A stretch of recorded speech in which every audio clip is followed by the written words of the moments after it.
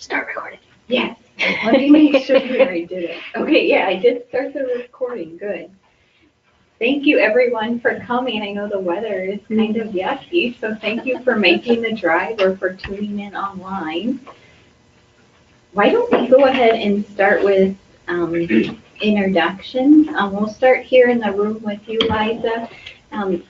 Nobody kill me, but I thought we could do a little icebreaker. So if you could tell me your name and your library, like we always do, but if you could tell me too, if you cataloged anything that is unusual or interesting, anything that you remember. I'm thinking, for example, for Tremont, for Ashley, we did Boy Scout placards, so you could keep track of those. So if you have anything unusual that you've done, Pekin is doing board games, or at least you were thinking. And start, yeah. Oh, good. Okay, so it's on the radar still. Yeah. So if you can think of something like that to share, that'll make it fun. So we'll start with you, Liza. I'm Liza Hickey from Peoria Public Library. And I suppose the most interesting thing I just cataloged was the music CD for Conlaw, I think is their name, the Ireland band from Ireland that just played last night? Tuesday night.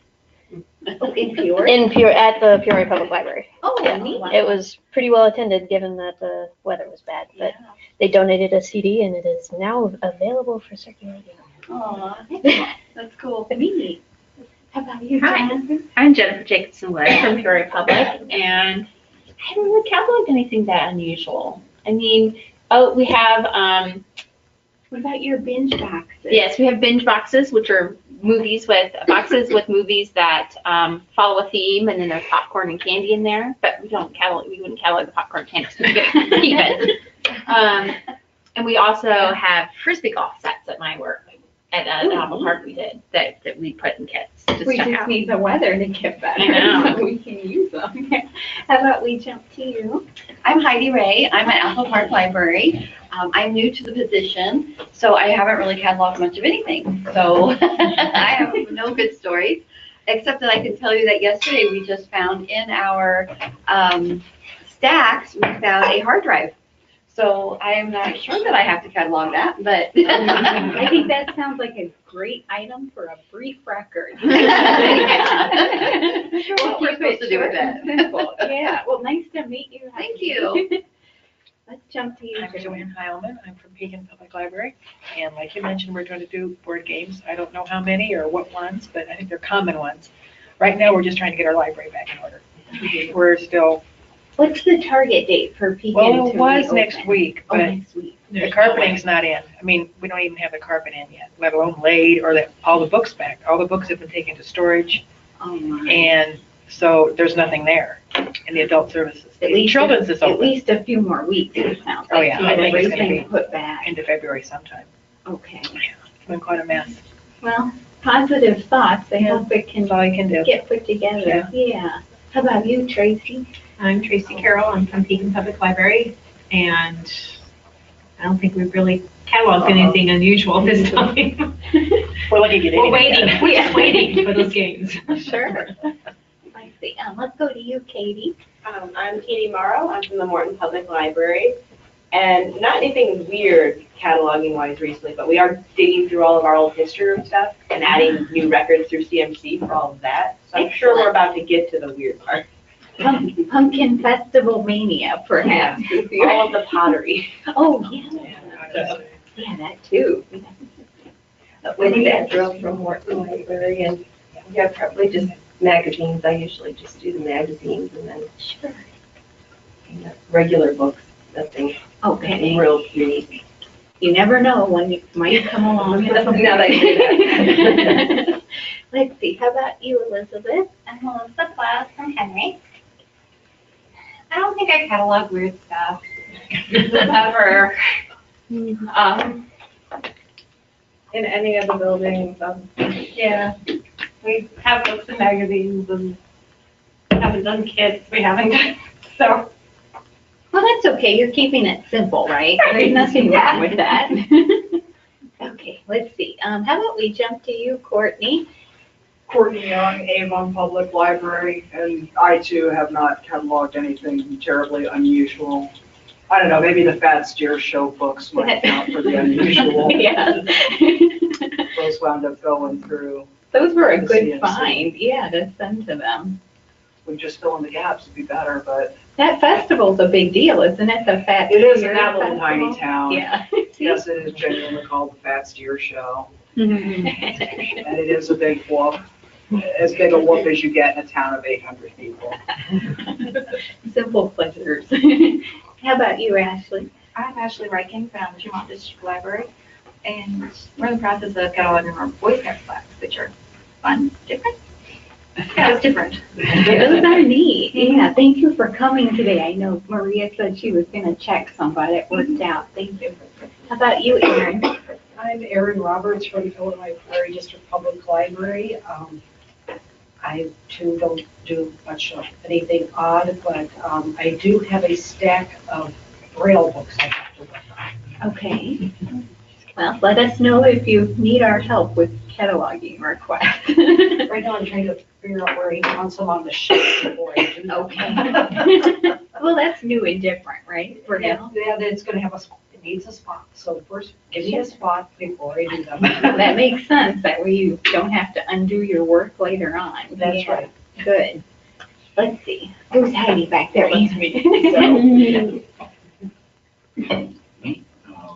Greg White from Shreveport Public Library, and I don't really have anything odd that I catalog, so, we catalog books. And, DVDs. Yeah, but you do cataloging double duty because it's school materials, right? And then your public library materials, so materials for all ages really, since you're the school library. So to me, that's interesting. Okay, how about you, Jane? I can't think of anything odd.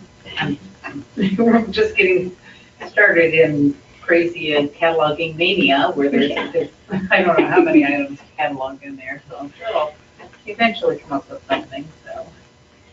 How about you, Lisa? Yeah, Lisa Shimonsky, RSA.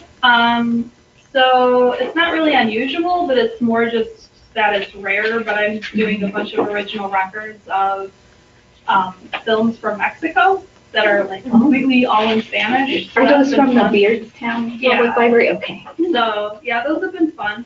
New and different, right? Yeah. And then we did have a chat on here. So Julia Kazad Callahan wrote that she cataloged a pair of glow-in-the-dark ukuleles. Neat. Wow. And I kind of want to put a hold on them so bad. Yeah, do those glow now? They're neat. Ron Fearman, RSA, and I do a lot of brief record kit cataloging for you guys. I've cataloged anything from Connect's kits to all sorts of STEM kits, and I've done cake pans and all those things that you guys send to us and ask for. All the unicorns of the catalog. Yeah, all the fun things, because I can't think of anything I've actually worked on in OCLC that was really weird or strange, but the kits and the enhanced brief records that I've created have always been kind of odd. There's lots of neat 3D objects definitely being put in your collection. Yeah, helps expand the scope of your collection. Okay, let's do the ones online as well. We've got 23 online. Can either you, Jennifer, or you, Liza, I know it's small, but could you see those and then I'll chime in with I can't read it from here. library? Chantry Miller, Blessing Health Professions, Abby Miles, Springfield Public, Amy Gould, Kewanee Public, Anita Smith, Henderson County Public Library. Becky Partee, Peoria Public Library, Woohoo! Bobby Mock, Quincy Public Library, Carla Scare. El Paso Public Library. I'm so sorry, Genevieve Is it Shepke? Shepke. If I remember right. I apologize for anybody's names that I mess up. She's from Chillicothe, Jean Moonen, Normal Public Library. Jennifer Schote, Peoria Public Library, Good. Joyce Carmack, Martin Township Library in Colfax, Julia Kozad Callahan, Normal Public Library. Kendall Orson, There's Kendall. and Lisa, we already know is here. Lori Haller, Washington District Library, Melissa DeVerger, Quincy Public Library. Michelle Armbruster, Let's see, Morrison and Mary Wiley Library in Elmwood, Nancy Turpening, Galesburg Public Library. Patty, Queerum, Yeah, good job. Here at RSA, Rebecca Seaborn, Farmington Area Public Library, and Uzma Salat. Salat. Hopefully that was right, Uzma, Normal Public Library. And Wendy Adams Good Here from here. Excellent. Okay, so we are testing out new microphones today, like Kendall mentioned in the chat for those online, and it sounds like they're working well. Even the people in the back of the room he could hear, so this is great. Nobody has to shout when we participate. Kendall did ask that we just participate one at a time, because of course if we start talking all at once, it'll get garbled for those online. So we'll try to do that. And if I forget, help me remember the recording. I did turn it on, but when we take a break, if as a group you could help me remember to start and stop the recording, that would be great, because I admit I'm guilty of not remembering. Okay. I think what we'll do next, I'm going to open up the agenda for those online. Remember, all of the meeting resources are posted from the RSA homepage, rsanfp.com. And then from the left, there's RSA board, committees, groups. And then from the next menu on the left, there's DB Management Committee. And then if we go clear to the middle, I open that up. Okay, this is pretty much what Anna shared on the listserv earlier in the week. I did make one slight tweak to it we'll talk about later on. Why don't we have Anna come up and she'll just tell you more about her background and how things are going for her at RSA, since this is her first database in circulation.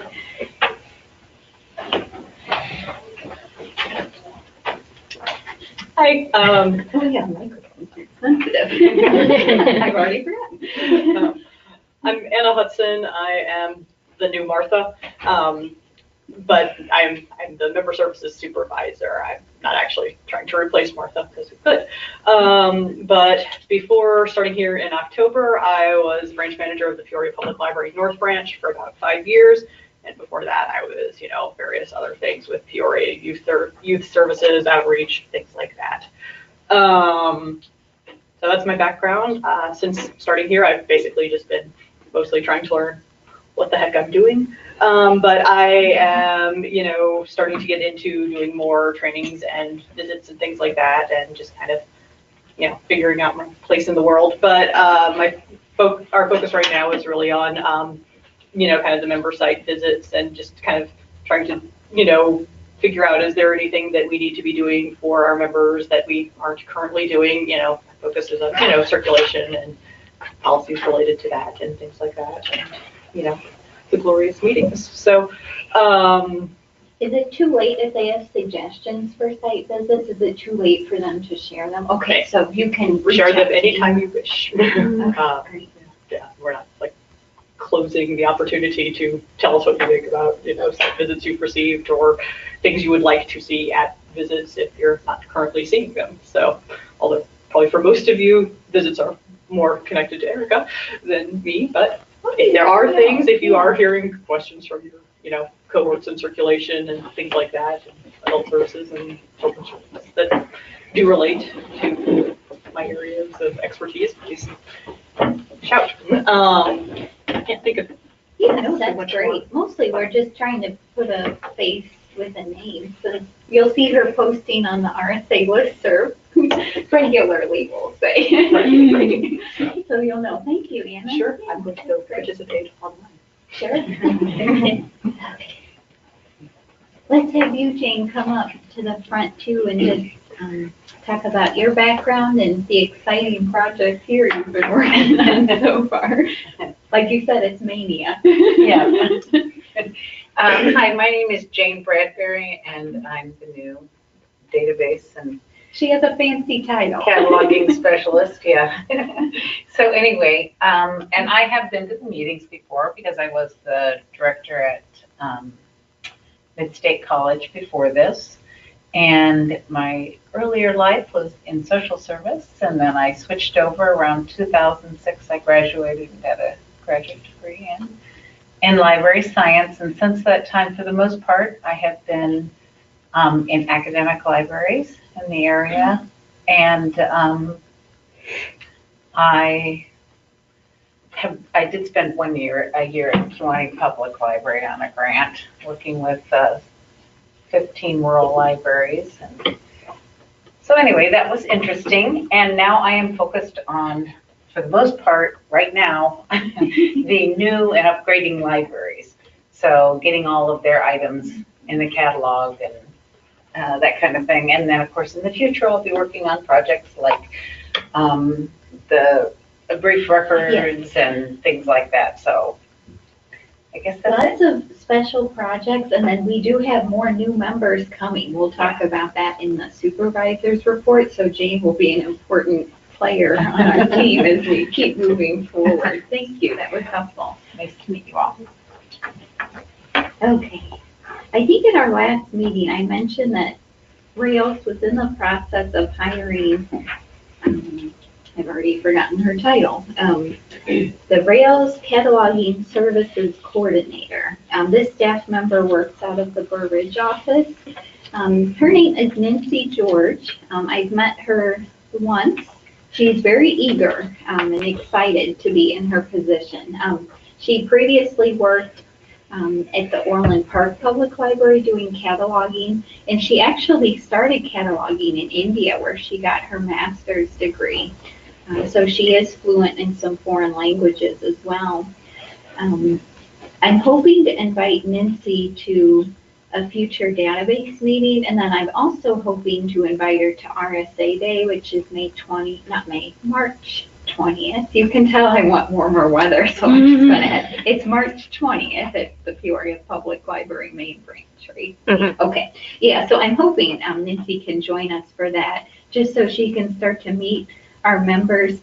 She's focused on, I know Liza and I remember this project, and I think we've mentioned it during previous meetings, but several years ago, Rails had that committee to do cataloging best practices, and there was a committee with different library staff from around the Rails service area. So I know Nancy has started to look at those cataloging recommendations from that committee with an emphasis on training in particular.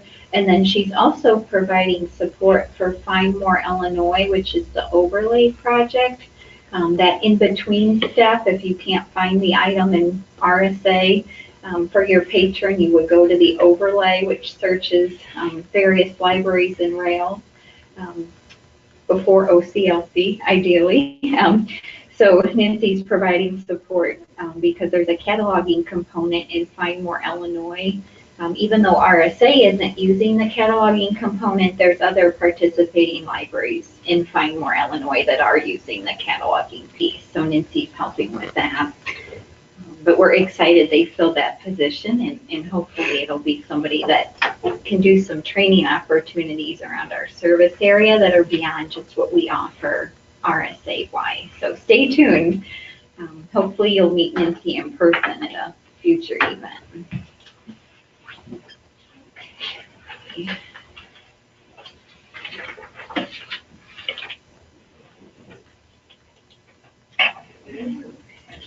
If we take a look at the database committee page again, it seems like we just did this, but each January we try to elect new chairs or co-chairs for this committee. I know elect is a somewhat funny word for it because usually we just take volunteers. Yeah, that's really the better word for it.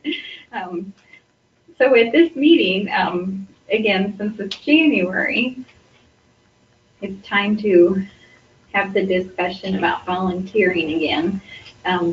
I do have linked here the responsibilities, what you do as a chair or a co-chair, so I'll just go through these quickly.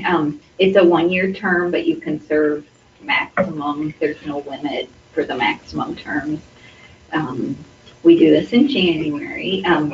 You just share agenda suggestions. You attend our meetings in person. If we have an in-between meeting, which I suspect we'll probably need to because this is a full agenda, and I'd like to make sure that you have all of the details that you need to know about these topics. We'll talk about that here more in a little bit, but if there's an in-between meeting where we have a follow-up, if we haven't covered all the topics in the first meeting, the chair, co-chair comes here for the broadcast, even though we do them online for our members. The chair, co-chair writes, I know the users group, they want like as condensed as a summary as possible, so 1 or 2 pages, a summary of what was talked about at our database meeting for inclusion in the users group packet. That way we don't have to deliver a verbal report during the users group meeting of what we talked about here, but they have a nice written report, so that's something the co-chair or the chair does. Even though it is in the written packet, like I just mentioned, and it's not a verbal report, it's still a good idea for the chair or co-chair to be in person at the users group in case there's a question. If we have a policy that needs to be discussed with users group, the chair, co-chair helps lead that discussion. And then, of course, if you're unable to attend a meeting like everybody else who has an agenda item, just letting us know in advance you won't be there. That way we can make arrangements. So I promise it's not painful. Is there anything, Jennifer or Liza, you'd like to add? No, that covers it. Erica makes it very easy for you. That is true. She even reminds you when things are due. I try. Sometimes my own work, though, it's another story. We won't open. Okay. Are there any volunteers to be chair or co-chair? Like, good, you're willing? I'm willing, if nobody else wants to take a turn. Don't all jump at once. Congrats, Liza. Thank you. Yeah, is there any interest online? I know Not yet, it can no. be tricky. I'm pulling for one of them to say, hey. Okay. We'll count on Liza then being the chair. Thank you. Unless somebody comes up and really wants to. Well, you can share it, right? I can always share it too. Yep. Thank you, Jennifer, for doing it because I know you've done it off and on for the past several years since you took on your Apple Park position. So thank you for doing that. Okay, great. Let me just make a note so I remember. That'll make it easy when I update our database page. I'll just tweak it from a co-chair to a chair.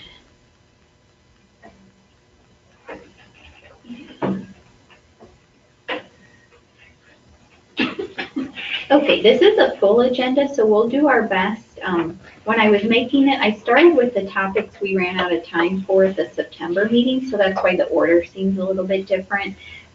We'll do our best, but if we run out of time, like I said, I'd like to tell you details about each of these. So I have gone ahead and scheduled an in-between meeting for next Thursday at 9:30 to 11:30. Maybe I can get to it from here. We are going to record this, so don't worry if you can't come. I know we try to plan on one meeting, but after looking at the agenda again, I thought we better do an in-between just so that you can get all the information you need. So it's here on librarylearning.info, and then notice on the 31st, here it is.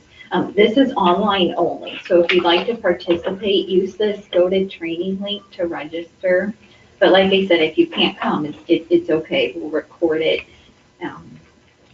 We'll see about notes too. But I wanted to mention that since this is very full. Okay, any questions about the agenda before we switch to Liza to share some American Library Association conference highlights? Okay.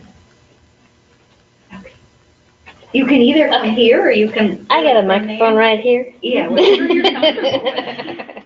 Rather than stumble over Jennifer, climbing over everybody. Okay, I'll make this quick. I did go to the pre-conference for Technical Services Assessment Tools and Techniques that Demonstrate Value. It was about how to collect, format, and present data and information in a way that allows us to leverage the data to inform administrators of our department's value, which is basically how to talk to non-TS people about TS. A large portion of the session was supposed to be hands-on work using free plug-and-play data visualization software, but no one could get it to work. So about half of the whole thing was very frustrating. But did they have screenshots? they did, Okay, and not the same. the presenters could get it to work. It's just nobody else could. So we all ended up just kind of watching, which, you know, it would have been more fun to actually get to hands-on work it, but that's all right. Right after that was the opening general session, which was Michelle Obama, which was awesome. Interviewed by the Librarian of Congress, Carla Hayden, which was awesome. Let's see. I happened to be working on 2 ALA committees this year. One of them I got to meet people on in person for the first time. The ALCTS CAMMS CE, which I wrote it down because I can never remember all this. Association for Library Collections and Technical Services Cataloging and Metadata Management Section Continuing Education Committee. I can see what those have. Anyway, we were planning for the next annual meetings pre-conference. They were the ones that set up the assessment tools pre-conference that I attended. And next year's is going to be about change management. So it should be pretty interesting if you get to go. It's in Washington, D.C. next year. Or this year. We're in 2019, aren't we? The other really fun thing that I went to was the ALA film program. The showing of The Public, which was written and directed by Emilio Estevez, which was awesome because he was there. And you saw him from afar. I saw him from afar. I didn't get to actually meet him or anything, but it still was pretty thrilling for, you know, the inner's 80s pre-teenage self. You know, His commitment too. Exactly. Yeah, he was. That's really neat. Most of the question and answer bit was a little frustrating too because most people wanted to stand up and point out what he got wrong, and he had to say, "Oh no, it's fantasy. I'm telling a story. It's not a documentary." But he got enough right that I think a lot of people were. It was overall. It was overall very well done and amusing. I mean, I didn't really expect it to be comedic. It was. I thought it would be more. I mean, there's certainly drama, but it was also funny. So if you ever get to see it, I think maybe I read somewhere that it was released yet? Gonna be released. No, it's not yet. It's not yet, but soon maybe. I think they're planning on it. So if you get to see it, do. It's fun. Yeah. Me and Anna, who's online now, attended the PLA Awards breakfast to accept an award on behalf of Peoria Public Library from the Singer Group. It was the Helping Communities Come Together Award for courageous and creative response to the opioid crisis, which is basically we all learned how to administer Narcan, right? Yeah. Thankfully, I've never had to do that, but I know how. It's good to know, but you hope you right. never have to. Yeah. I was also able to. I wrote presented, but really what it was leading a roundtable discussion at the Creative Ideas and Technical Services Interest Group. Okay. It was a discussion on how to provide continuing education and professional development with little to no budget. That's certainly relevant. We didn't solve anything. It was mostly a discussion. There was no bright idea. It was mostly just kind of complaining. But it was cathartic. It was very cathartic and therapeutic. It was great. Have sympathetic ears. Exactly. Frustration. And then overall, I do recall that there was, because this is a while back now, I recall that there are a lot of presentations about how to give provide continuing education and professional development using in-house resources. Either it was just kind of a popular theme, or I just happened to notice that there was a lot of talks about that because it was, what I was discussing. Maybe it's a hot topic. Yeah. So there was a lot of that, and some interesting ideas from other libraries on what they happen to be able to do with little to no budget using just in-house resources. That's pretty much That's a great. my overall review. Yeah, that's really cool. It was a good conference. Yeah. They always have lots of celebrities at those. You Yeah. never know who you're gonna see. Right. Again, it's encouraging because it shows they care about our profession. Exactly, yeah. And their projects related to it. Yeah. Okay, so I think what we'll do is I'll switch spots with you, Lisa, if you want me to keep an eye on the chat, and I'll let you come Or up if you want, here. you can hang out there. Rhonda says she'll watch the Oh, chat. okay, thanks, Rhonda. Whichever you prefer. I've got a question for something as I badger you about. Okay. So we're going to talk a little bit about some interesting projects that OCLC has underway. So I'm going to talk a little bit about the automated cleanup project that they have of switching the 260 field to the 264. So OCLC started this way back in May of 2018. And I do have it open. Just to kind of show you, for those that, I know, it's a shrunken keyboard. yeah.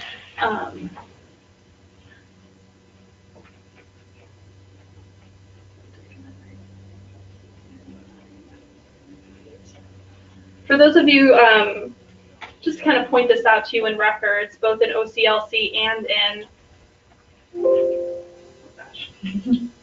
Try if I turn the sound down.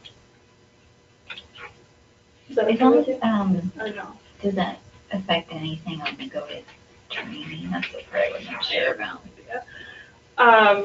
Okay, so for those of you who just want this pointed out, so if you're looking at a record in OCLC, you'll see down here that here's the 260 field. It hasn't been upgraded to the RDA preferred 264. This 260 is kind of a relic from AACR2. And then if you're in workflows, do you have a preference over which workflows? The purple one is the live one. Yeah, there you go. I opened a couple others for later items on the agenda. You can red arrow that if you want. There you go. That way.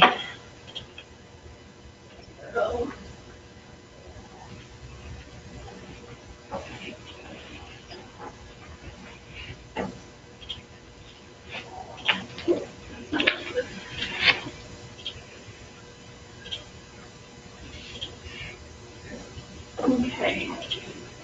And if you're looking at OCLC, or sorry, in workflows, scroll down. Here again, you'll see the 264 field for the exact, or sorry, the 260 field for the same record. So why is this important? So they started doing this conversion primarily to try to make data more consistent in the database and to help facilitate future data projects. That was one of their main reasons. Also, since this 260 field is more of something associated with AACR2 and we're moving into RDA, or have moved into RDA, since they have like 1.5 million records that are cataloged as RDA but still use the 260 field, they're just trying to bring everything up to date so it's not, all old and stagnant. So right now, OCLC is just focusing on converting those fields for RDA records that are the more easiest to kind of switch over. And then once they get through doing all the RDA records that are easier for them to flip-flop the 260 to the 264, they're going to go back and kind of look at more complicated records. And I don't have any information what they qualify as more complicated. Yeah, they didn't. They didn't specify, but Imagine that OCLC vague about Yeah. what they're doing. So the reason why we're telling you is, one, just to kind of give you an update of something interesting that OCLC is doing. So you might notice more 264 fields in records instead of 260 fields.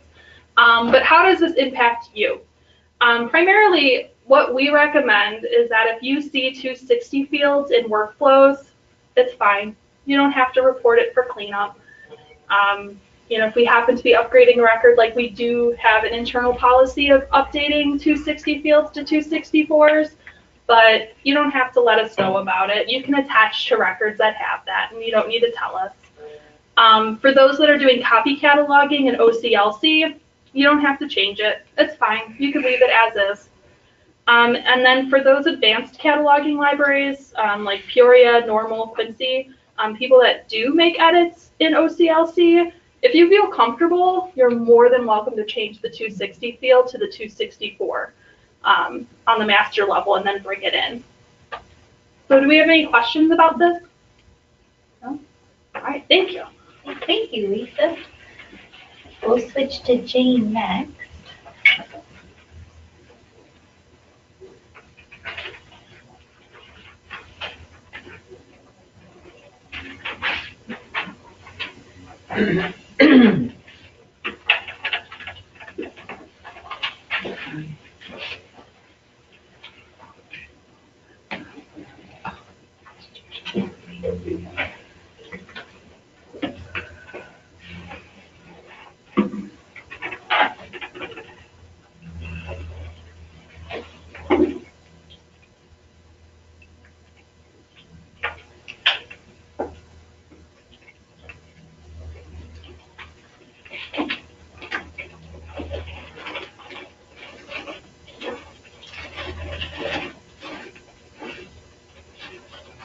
Okay. Oh, I put the number wrong.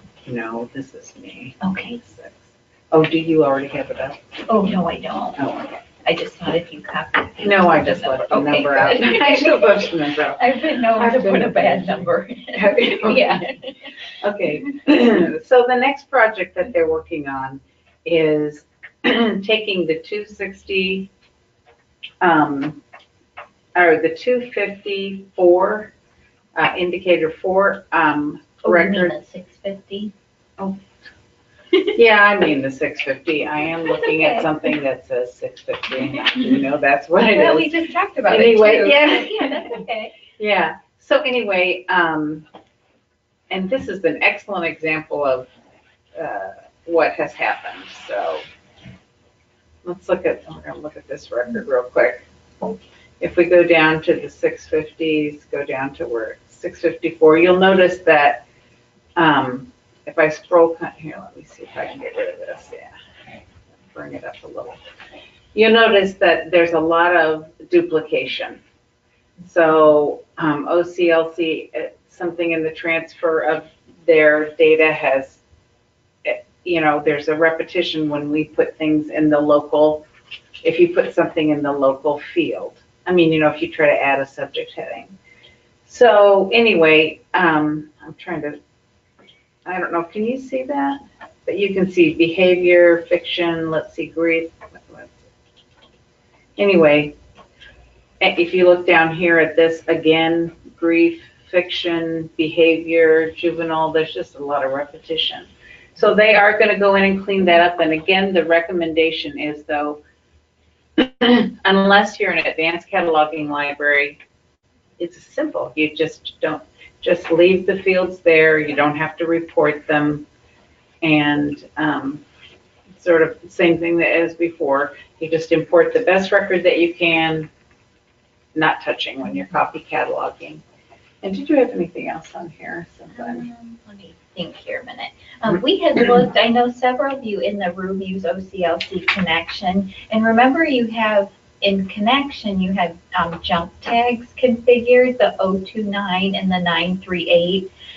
I wish we could add the 650 to that, but you can't do it based on the indicator value. So we don't want to strip all the 650s because those are your valid subject headings too from Library of Congress and the medical subject headings.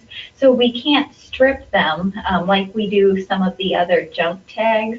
I wish they could do it at the indicator level so that it'd be more granular. I know in our database, these don't hurt anything because they don't display in the RSA cat for your patrons, so it won't cause confusion there. They just clutter up the record. So I know internally I've thought about a couple things. I know Cersei Dynex, our vendor for workflows, I know they'd be willing to work with us to do a custom script that would comb the database and delete these on a regular frequency. I know that's an option. And I feel like, too, we've been talking about this a long time, but remember, Marchive is still a project, too, down the road to do authority control for names and subjects and series. But Marchive also does other enrichments to records. And they had said that they can do custom stripping of fields from records as well. So we do have a couple options to tackle this on a large scale, but we just didn't want anybody to feel pressured unless you're already editing the record at the master level, like Peoria or Normal or Quincy. We just didn't want anyone to feel pressured to have to get rid of them, but you will see them like the example Jane shared, and they do clutter up the record. Yeah, and for those advanced cataloging libraries too, there will be documentation Eventually, yeah. eventually coming, so. Now at Peoria, you remove those on the master record? Yes. Okay. How about at Normal? Julia, do you strip out the 654s? And I know too, Melissa at Quincy might do some of that too. I'm just curious. Julia says yes, yes, they do. Excellent. Yes, definitely gets rid of some of the clutter. Okay. Morning, everyone. I'm gonna pull up my example records first. Exactly.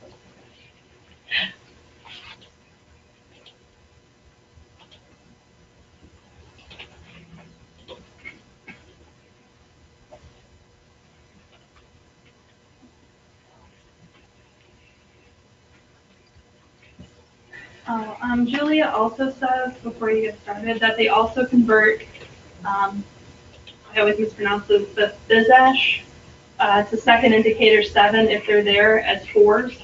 Oh, the bisect. Yeah, I always mispronounce that. Okay. The bisect. That makes sense. She's specifying the source. Mm-hmm. Then it sounds like, yeah.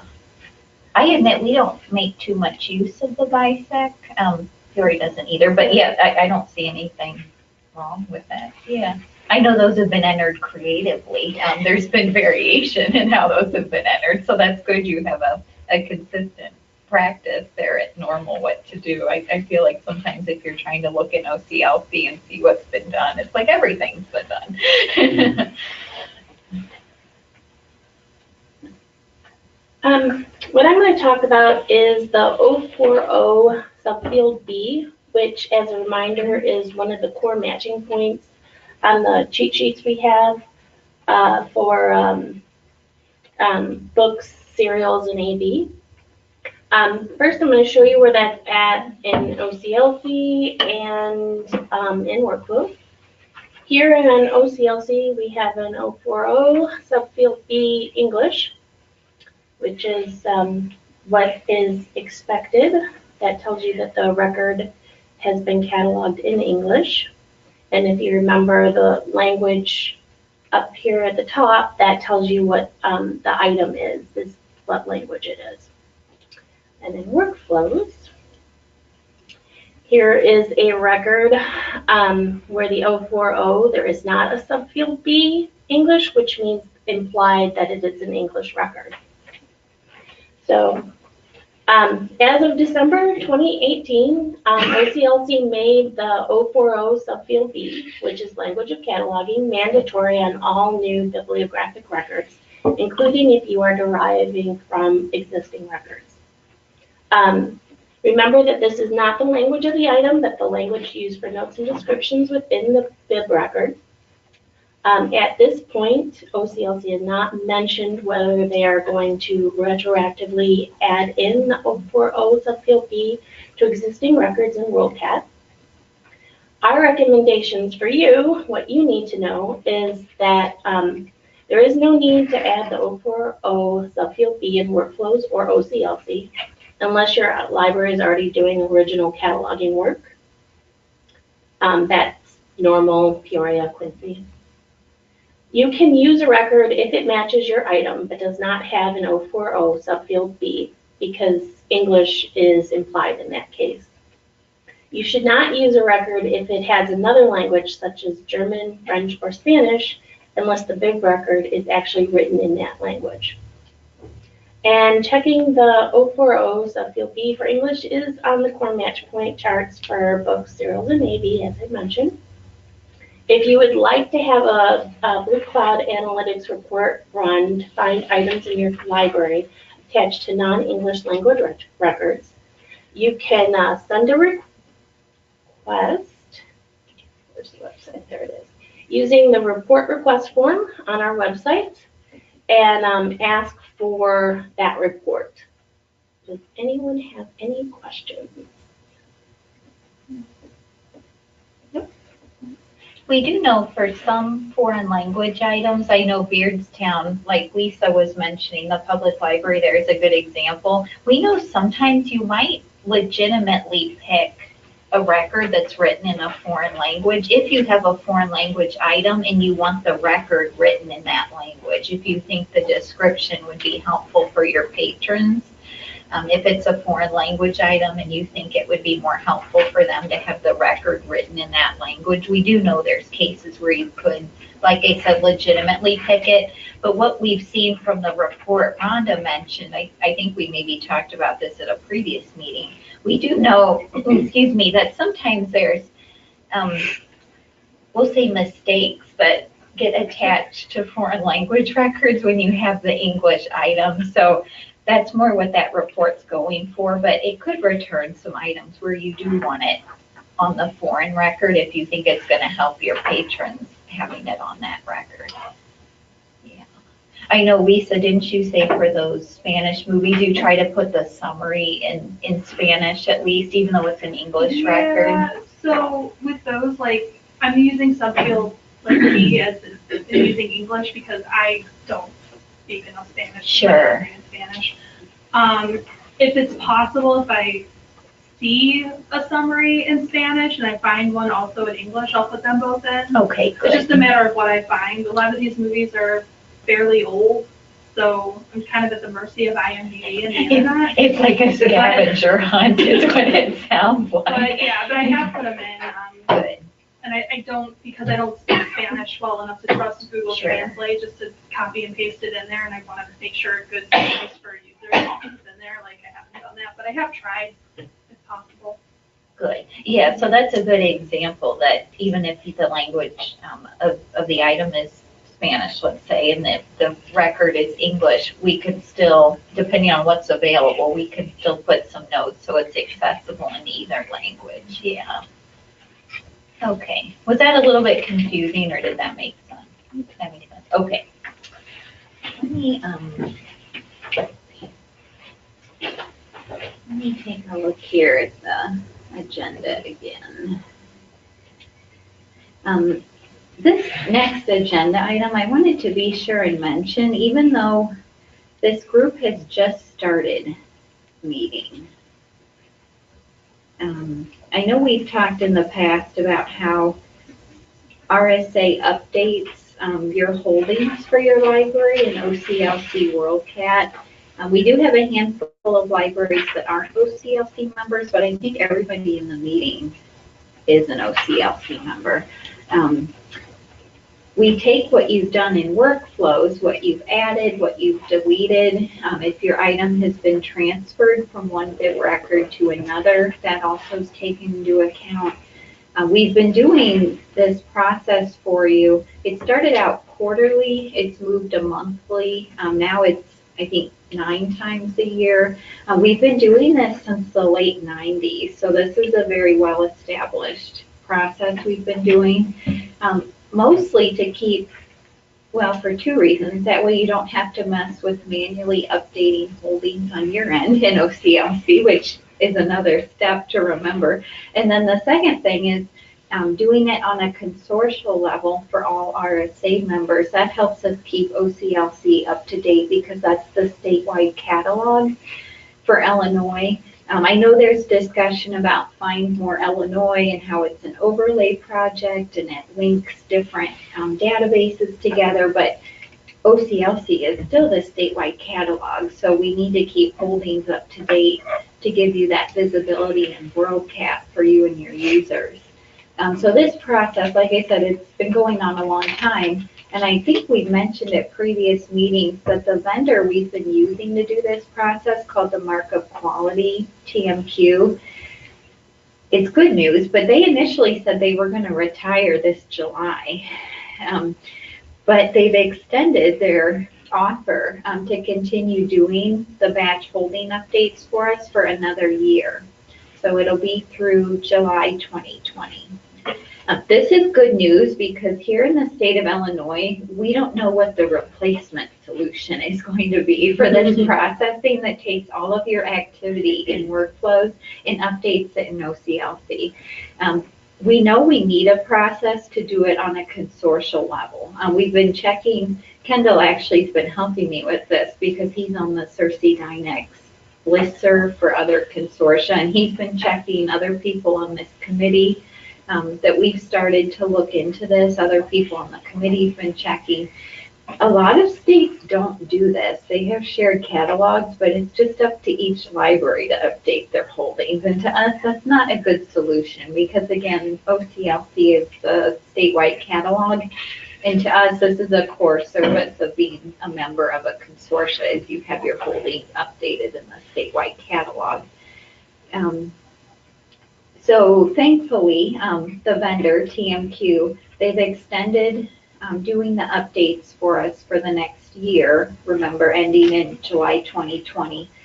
We don't know the frequency yet. I'm hoping it will be 9 or 10 times a year. I know they typically take a couple months off, which is understandable. They live in Florida. They want vacation time. I don't blame them. I'm not sure of the frequency yet, but we are going to move forward here at RSA, and then the other shared catalogs in the state, such as Swan, Prairie Cat, Heartland's Share, they also are going to do this extension so they can continue updating holdings through TMQ. But we are, though, working together. We actually have a meeting next Friday where we're going to talk to the couple that runs TMQ because we need to figure out how their processing works. And then within the LSAPs, along with Rails assistance, we're planning to try and develop a new process where we can do this holdings updates for you. So that's the goal. This group of us LSAP staff and Rails staff, it just started meeting last December, so we're not very far along yet. But I do know, and I know Lisa and Rhonda, you've helped me with this, so thank you. We've talked a lot about internally the problems with the current processing. And I know, like Liza, you know some of them because you were with us and now you see them. But there's problems with title control numbers. We've always had the problem where if you manually update the holding in OCLC when you cataloged it, you have to go back and manually delete it or the processing doesn't pick it up. That's something that Swan has struggled with as well. I know Quincy and Peoria and Blessing have had that problem. So I don't know if these issues are going to be resolved. I'm hoping they are because this is our chance to have a new process. But my main goal so far has been to make sure that the group knows about the issues with the current processing. And it's interesting because some of the other shared catalog staff, some of them know about these issues and they're like, oh yeah, we knew about that. We've been working around it. And others are like, it works that way? We didn't even know that. So I think it's going to be good that we can talk to straight to the source of this TMQ company so that we can understand what they're doing and then try to move forward with a replacement solution. The goal is to have it up and running before July 2020 when TMQ ends. So we'll keep you posted. This group is meeting monthly. But for now, I think that's probably sufficient since it just started meeting. In terms of our current schedule, remember we're doing a monthly right now, except there won't be an update in April and there won't be one in June. And those were planned because again, like I said, TMQ tends to take a couple months off, which is completely understandable. One thing too I wanted to clarify is if you, especially at one of the advanced cataloging libraries, but if you edit a record in OCLC at the master level, it has to be imported into workflows to reflect the edit. So there's no direct sync between workflows and OCLC, where if you update a record in update a record in OCLC, workflows doesn't automatically know about it. You need to bring the record into workflows. I know that's been a point of confusion here in the past couple months since our last meeting, so I wanted to be sure and clarify that detail. Most of you are copy cataloging, so like Jane said, just follow the golden rule, use the best record, bring it in. If it needs some tender loving care, report it as the cataloging request so they can help you with it. So it's important though to keep in mind that the edits you're doing don't automatically sync over. Okay, any questions about that before we start to look at workflows cataloging topics with Kendall starting? Is there a certain date each month? That's a good question, Chantry. It's typically within the first week of each month. For the upgrade updates? Yeah, for TMQ, it's within the first month. James does it anywhere from the 28th through the 31st of the month. That's when he exports the file. Yes, yeah, and then TMQ works their magic. Yes, I know over the next week to 10 days. Yeah. We admit we don't really know the timeline for how TMQ processes things. They send us emails as they move to the next step, but I think it does take several days, yeah. And I know, Chantry, I still owe you an email, so I have not forgotten about your email, so we can certainly, if you need more clarification, we can certainly, thank you, we can certainly follow up if we need to. Okay. Do you want to be at the Sure, I'll try. driver's seat?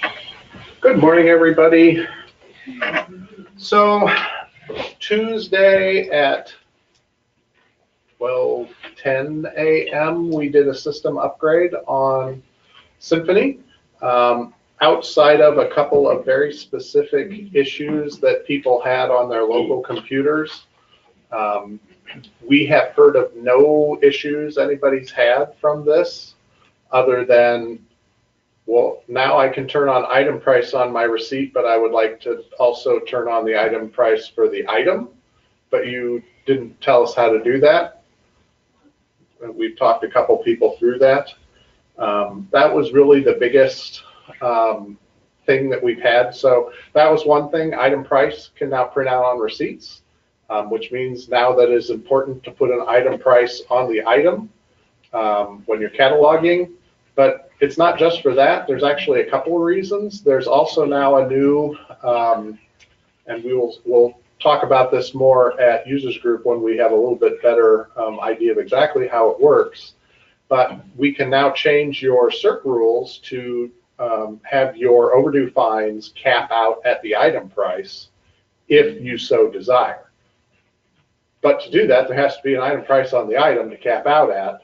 So some libraries are really, really good about putting item prices in and others are not. So there is a report in BCA that we can run for you, or you can run yourself if you have BCA access. It's in the cataloging and database item lists area.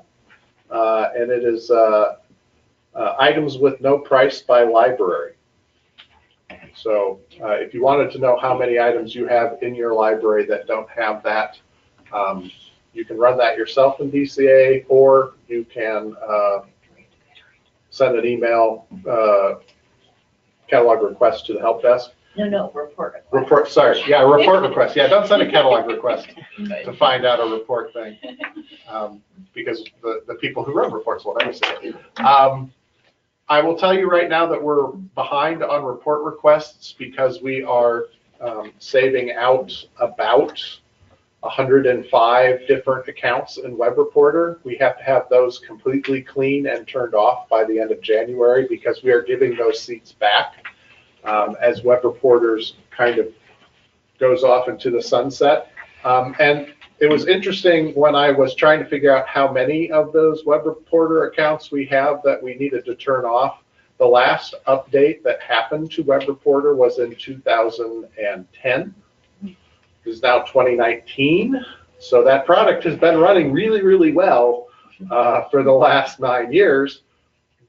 But anything that's been added to workflows over those 9 years is not in Web Reporter, which is why that product really needs to go away. Like, for instance, we can't tell you anything beyond item category 2 in Web Reporter, or anything beyond user category 5 in Web Reporter, because nothing other than those existed in 2010. So Doug is working furiously on rescheduling anybody who has a report in Web Reporter that was being delivered to them outside of the basically the big 13 libraries.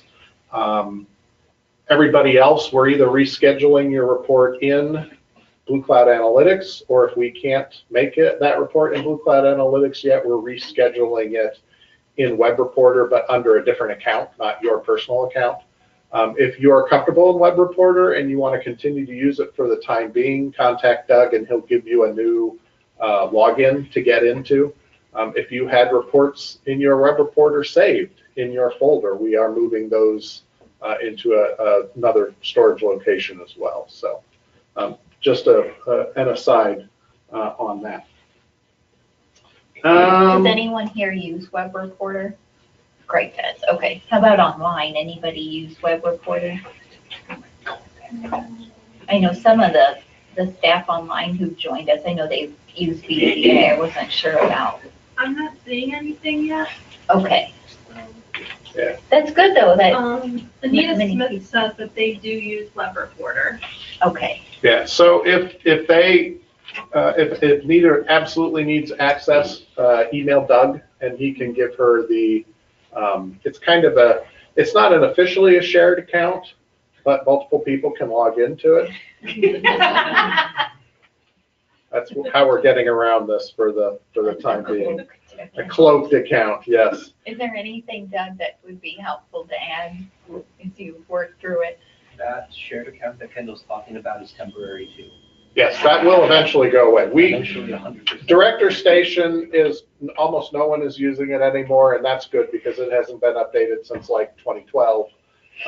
And Lord knows how the numbers in that get generated. Web Reporter had more users because it's easier to use.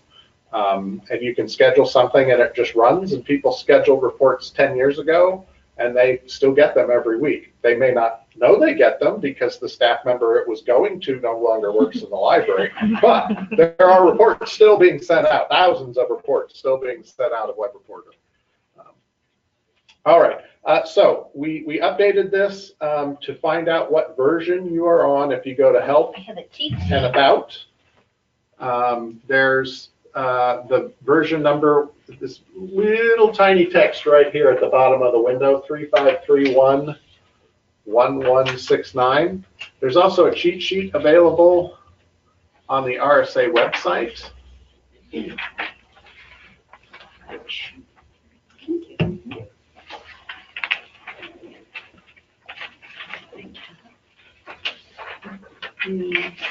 So there's actually two places you can find out the current version number. The easiest place, less clicks, is to click on Downloads.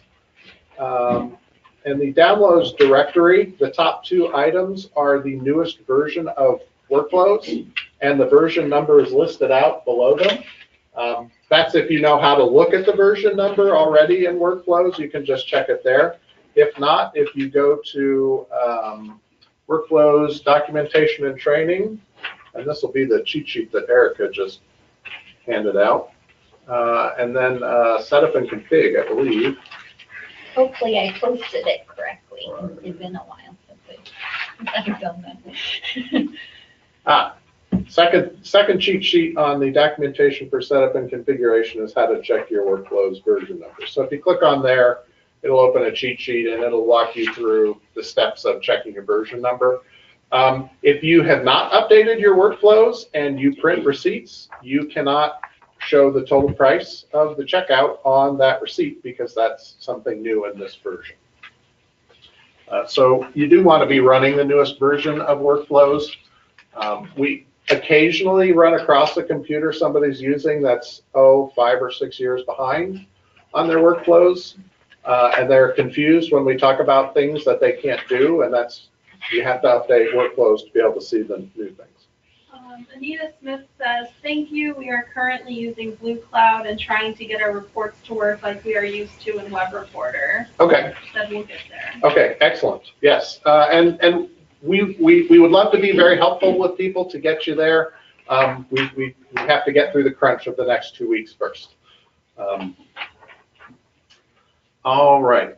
There are just coincidentally a couple of other cataloging type enhancements in this particular upgrade to Symphony, which we have not turned on or checked. So we don't know, we don't know if they work or not with our system. When you talk about cataloging and importing and all of those things, it's all very specific to how your local system is set up. And then sometimes you have to tweak things on the back end to make new features work. So if you run across something that you've never seen in workflows in cataloging, and you're like, oh, this could be great and save me a lot of time, yeah, don't click on it because it may work, it may not work, and you may create records that, you know, are not checkoutable or they just error out if you try and do something with them. So I don't think anything is visible that is brand new. So we should be okay. Normally you have to turn those types of things on. What makes it tricky is they added several settings when you import records into workflows. But remember, we also have to consider how the TMQ processing works in terms of how it picks up your holdings. So there's some issues that it's beyond just even in workflows. We have to consider if we change your bibload settings. So yeah, like Kendall said, we think those things are hidden, but if anything is visible. Yeah. The good news is your bibload templates are already set up and they should just continue on working. Nothing's broken. Correct. Does anybody have any questions about the upgrade or anything going on with the upgrade? Okay, I'll move on. Book Local is a new item type that we have set up. This has a lot of uses. Basically, we had some libraries that were asking for an item type that was not book new, because it's maybe not a new book anymore, but it's still got a lot of holds, or they want to be able to just have something that only goes out locally. Local authors, sometimes they don't want to send out, outside of a library, those types of things. So we have set up an item type and then just put a block rule in the hold map that says anything that is cataloged as book local can only circulate locally and only accepts, well, not only circulates locally, only accepts local holds. So only your patrons can put holds on anything that has a book local item type. If you ever have a one of your patrons put a hold on it, let us know. More than likely it happened in workflows and somebody overrode a hold rule. If not, then we need to be doing some check-in to see why that happened, because it shouldn't happen. You can also ship that out though. So if you're in Washington, you can still send it to Dunlap or anywhere else because your patron might work there and that's their pickup library. Yeah, so we cannot, there's no way for us to block that particular thing, but only your patrons can put holds on anything that's set up as book local. We'll be working with a couple of libraries that have already asked us about things that they wanted to convert over, and so we'll get to that. Also, there are a couple of advanced readers in the system that were supposed to only be local holds, but we couldn't ever block that. Now we can because we have a specific thing for that, so we'll be moving some of those as well. I think there was one other new, Find More Illinois. If you are a Find More item, like a Find More Illinois library, or you're doing some checking in RSA, it could be in the catalog, or it could be in workflows, and you see an item type that is ILL-FMI. That is the Find More Illinois item type for when Find More libraries request an item from another library and it comes into the system. That's the item type that they should use to check those items out. It goes along with that list of ILL. Oh goodness, there's like 10 of them. IL, US, IL, ALS. Back in the day, I don't know how many of you remember having to report how many in Illinois, out of Illinois, in Alliance Library System to a school, in Alliance to a public, in Alliance to a special. Those item types were all set up back in the day when you had to report all of those things. Now we're just basically using the ILL FMI so that you have a single CERC rule that you know, hey, a Find More item goes out for X number of days, and you can run stats, which is the important thing. You can run stats for items that came into your library under Find More. And because Find More, you can find out how many items you requested and how many holds were filled.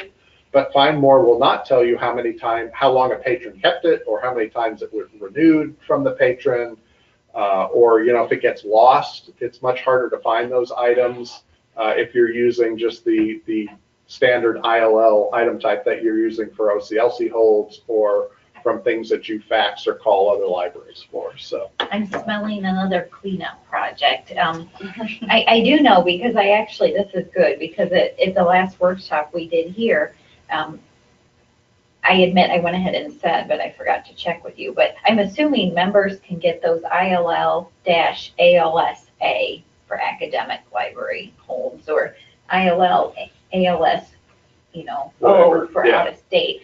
Those I assume you can have removed from your item type menu. Yes. Okay, good. That's what I had told the group, so I hadn't checked with you, so this is good. If your library only uses ILL book or ILL something and none of the other item types, just open a help desk ticket, send us an email and say, hey, can you remove all the ILL item types from our drop-down list?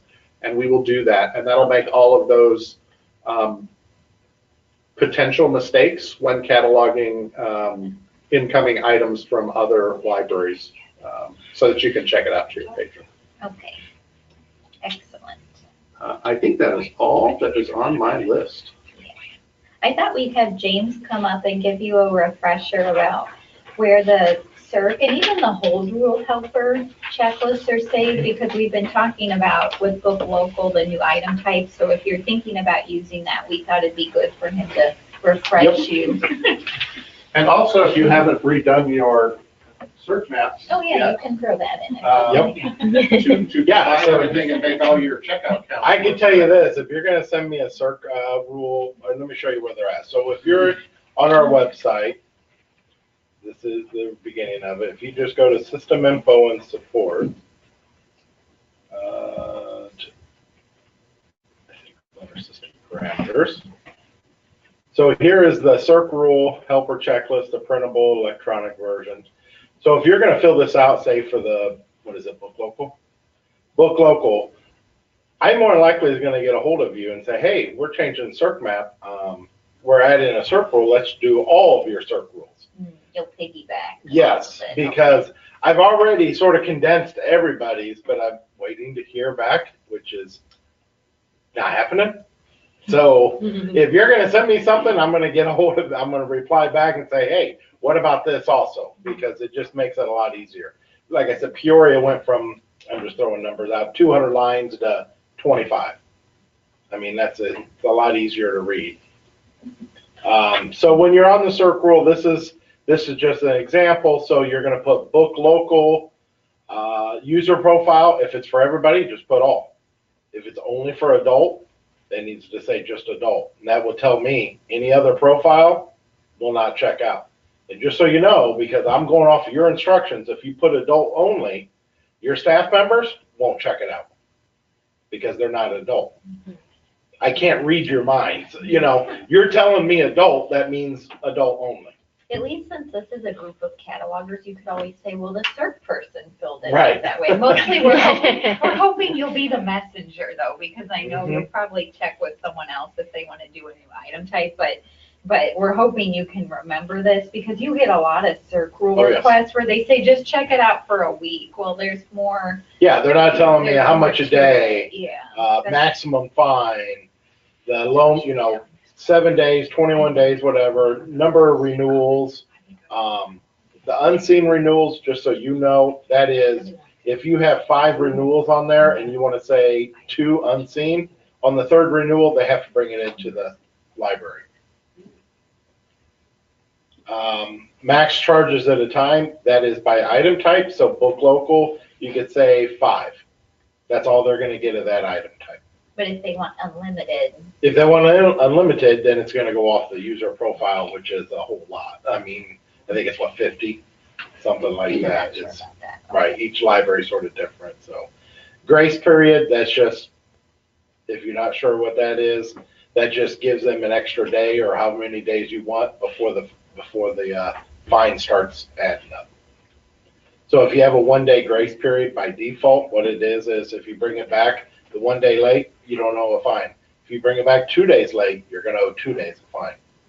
It's given that first day not doing it, but on the 2nd day, it is adding that first day. So, and then the processing fee, the default price. Default price is if you don't have a price for the item. You as catalogers, I'm sure you love the price in the item. So that's where it's always going to go off of first. That is. And from what I understood, and again, Kendall or Anna chime in, because I think Anna, I might have asked her about this, but let's say on the item record in the call number and item maintenance screen, you do have 0 as the price. Let's say it slipped through the cracks and you didn't put a price on it. Even if you have a default price configured in the back end of workflows, let's say it's $20 for a book, but the item record says 0. I don't think that receipt printer feature Kendall was talking about, you saved X amount by using the library. I think it just ignores that item because it's 0 in the item record. I don't think it knows to look in the back end and go, oh, it's 0, but it's 20 is the default. So it's good to have it in the item record, especially for that new enhancement. Or the max fine policy thing. Yep. So that was a brief thing of the CERC map, or of the CERC rule of how to create one. Hold is really easy. It's what item type is it, and do you want no holds, local holds? User profile, same thing. You could say juveniles are not allowed to place holds. That's up to you. You know, you could, most of the time you probably see where it says all, because if it's like book local, you might say, I don't care, it's just anybody can place a hold as long as they're my patron. Well, book local's configured system-wide by default, so that one you would need. But book new or anything, book local you don't have to, but anything else you could do. Most of the time it's by all profiles, but some places will say Like DVD-R. Yeah. You know, they'll do, say, juvenile, YA, they're not allowed to place holds.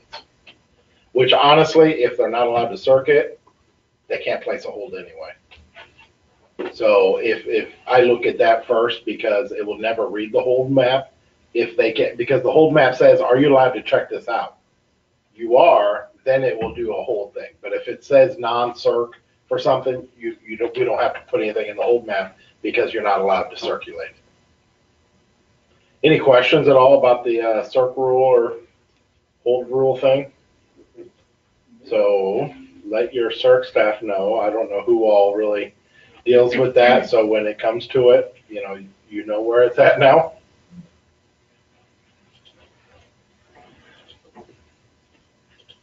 Okay, great, thank you. Yeah, just keep the checklist in mind, even if you're not the one filling it out, at least you know where to start. Okay, so I think what we'll do, why don't we cover a couple more topics. We'll move next to talking about duplicate Library of Congress records with Elizabeth from the Henry Library and Lisa. And then I actually added Anna because she had an item she wanted to talk about too. So we'll do those two things and then we'll take a short break. Do you want me to move? Do you want me to move? No, okay. With that fancy light. I'll take those images. Okay. And then I'll let you take a seat. Put it down.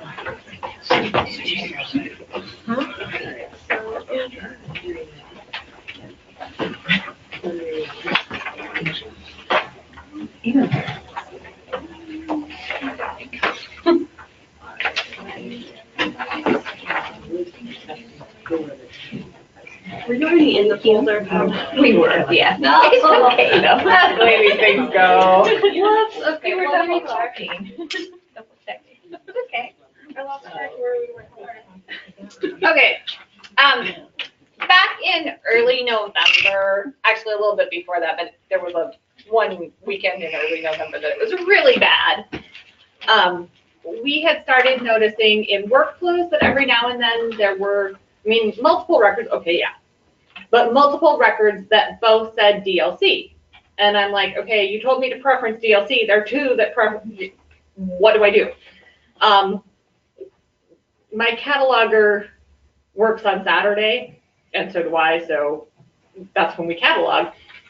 She had a couple in workflows, and when I went out into OCLC, there were 4 more in OCLC that had 2 DLC records. So I called Erica. I'm like, tell me what to do. Because what I had learned was that there should only be 1 record in OCLC. So I have always preferenced the one with the most holdings, the oldest record. So I look at the entry date. If they both say DLC and they're both good records, I look at the entry date, I look at the OCLC number because they're numbered sequentially, and I look at the number of holdings. And so one of the examples that particular week was, yeah, we're gonna want to make it a lot bigger because I can't see it on this screen, let alone. It was the easiest way to save it. I understand. Yeah, good, there was a call with Eric. I'm like, I didn't take screenshots of those when we were talking back in November, and they're probably, so of the 4, 2 of the titles have gotten merged. So if you put in either of the OCLC numbers I had from November, it pulls up the same record. Yay. Which is good, yeah. The other 2 have not yet merged. One of the reasons I called Erica, because one of the titles was the new Alex McCall Smith, All the Colors of the Horses, or Cattle, or something. And this one, it was created in October. It had 59 holdings, and the rest of it looked pretty good. I looked at the other one. Well, it was created in July, and it has 226 holdings. But the part that tripped me up, where I really wanted clarification, is this one's a level 8, and this one's an L. And I'm like, do I import the older record that's an 8 and then submit a cataloging request? And so what we talked, and she said, in general, preference, the one that has the more holdings in OCLC, the one, and again, the one that's older. Usually if it has more holdings. Yeah, usually if it has more holdings, it's the older one, because it's been around longer for people to attach to. We were trying to keep it simple. Right, that is true. Because it does hurt your head when you start to think about it. Well, yeah. It does. It does. I was so frustrated that Saturday. I'm like, this is the 3rd one that has 2 DLC records. This is the 4th. And I can't even call immediately because it's Saturday. But yeah, so that's what we do. And like I said, of the 4, when I call Erica, she's like, well, do you know? I'm like, oh yes, I have the sheet right here. I can tell you exactly what I was doing on Saturday.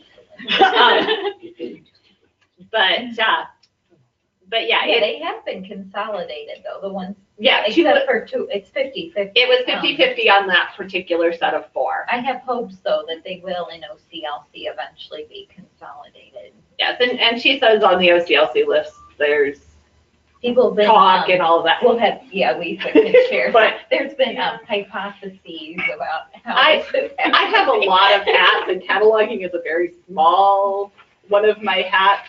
So Get her done, right? right, I'm not looking on the OCLC listers.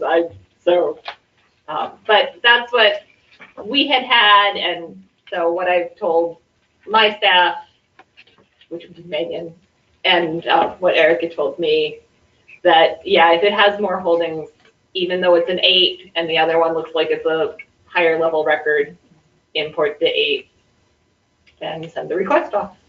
So that's what we've been doing. Good, excellent. Thank you. It helps when we have a real world example, so to speak. So I do, you may be snagged. I do keep a list if you ask about something you may be recruited. So thank you for presenting that. So hypotheses of why this is starting to happen, because I don't remember this happening this time last year, or if it did, it was very rare and I didn't notice it. So what we think might be happening and what the boards are talking about, there's 4 potential reasons why this might be happening. It might be that records may be batch loaded and have failed to match on the original DLC record, so a new record is added with an encoding level I instead of an M. Another possibility is that some OCLC process is just going nuts. That's what I think it is. And going haywire. They would probably not say that though. No, they wouldn't use that word. That's not the official term. But yeah, going nuts. And they're just adding these duplicates. The other 2 things are things that I've personally noticed recently when cataloging. So libraries and OCLC, some of them look like they're deriving records off the off the DLC record.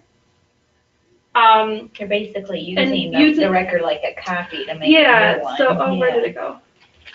So I'm not going to get into too much detail about the 040, but I can tell from looking at this record that DLC originally brought it in, and then this, whoever FMG is, they derived off of it. So they've created a duplicate because they didn't like the encoding level 8 and derived to create an encoding level I, which is not what you're supposed to do.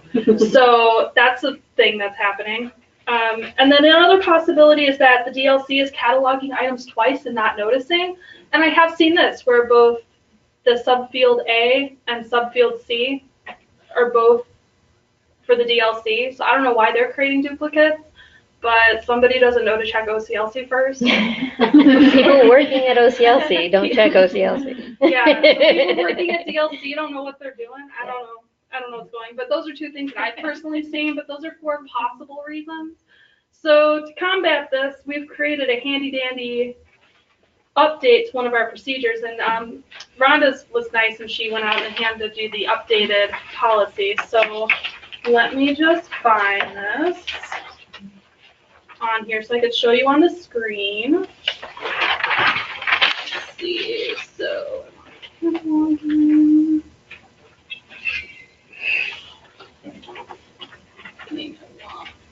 sheets.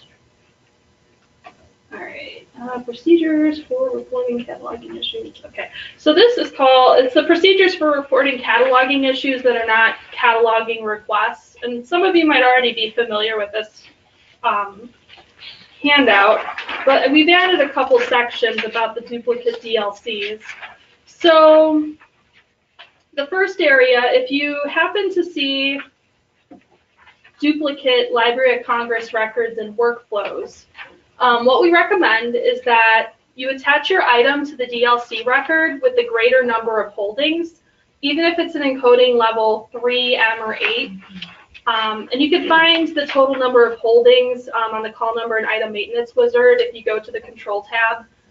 It's on the left-hand side of the screen by the thing that says number of volumes. Can you show that? Oh, yeah, sure. Thank you.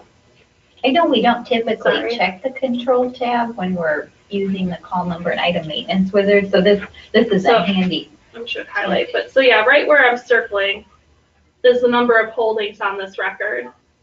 So that way you don't have to count in that item tree where it lists all the libraries. You can just check here. I think it's much easier if you're trying to compare.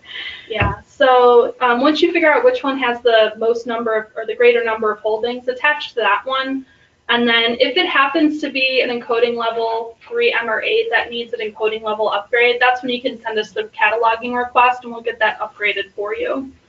And then on the rest of the sheet, there are instructions for how you would submit a duplicate after you've sent the cataloging request. We do still want a separate ticket sent to us just to let us know about the duplicate that is in workflows. So what you would do is you just send a regular email to rsahelp@railslibraries.info. And then you would put cataloging staff duplicate records in the subject line. And then step 5 gives you some information that we want. So we want the title, the type of titles, the ISBNs, the OCLC title control numbers of the DLC records, which you can find in this 001 field.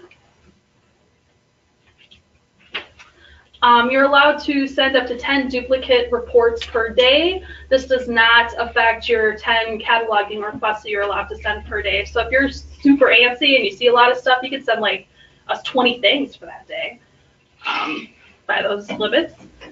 And then if you do have like a ton, you're doing like a big cleanup project or something, like give us a phone call or send us an email or a help desk ticket asking if you can send more than the 10 tickets per day. And then we'll reply to that and let you know once it's been resolved. And then the other section we added was if you happen to see duplicate Library of Congress records in OCLC. So again, what we recommend is that when you're importing things into workflows, choose the DLC record that happens to have the greater number of holdings, regardless of if it's a 3M or 8. If the record that you've imported is a 3M or 8, we request that you that you send us a cataloging request so we can get that upgraded.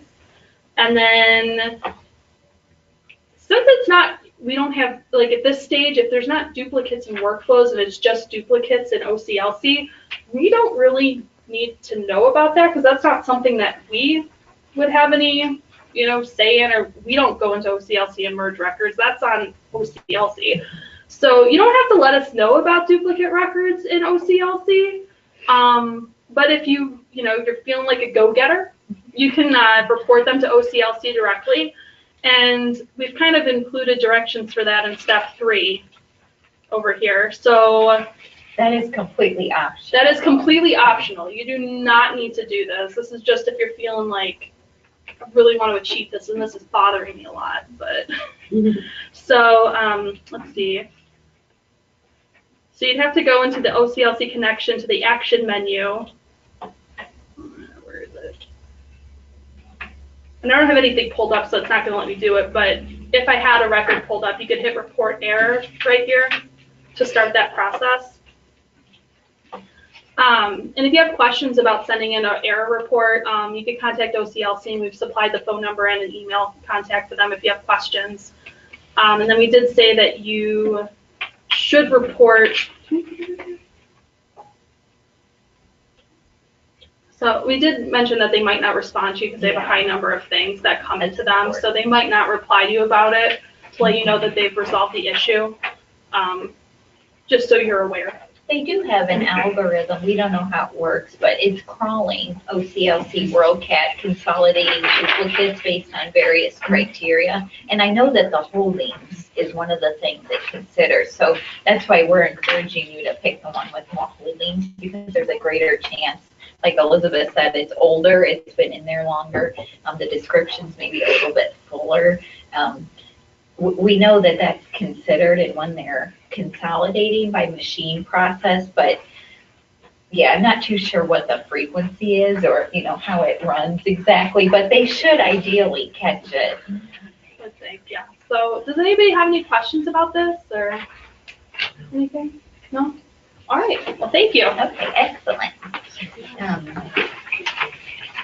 Let me go run and see, maybe Anna is listening, but she actually, we talked about at our September meeting, the new old location, because I know, Jennifer, you had reported that.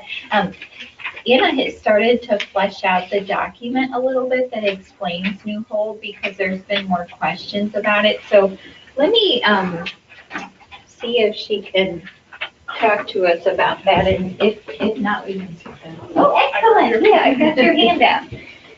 I never know who's fully listening when they attend online, so thank you for hearing your name and comment.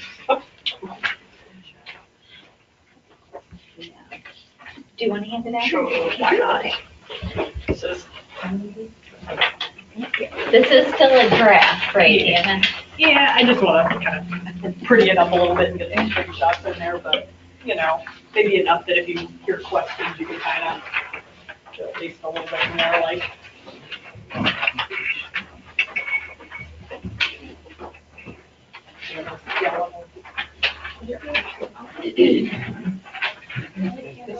Basically, we've talked about it in previous meetings, but we, in member services, got a rash of questions about the new hold location.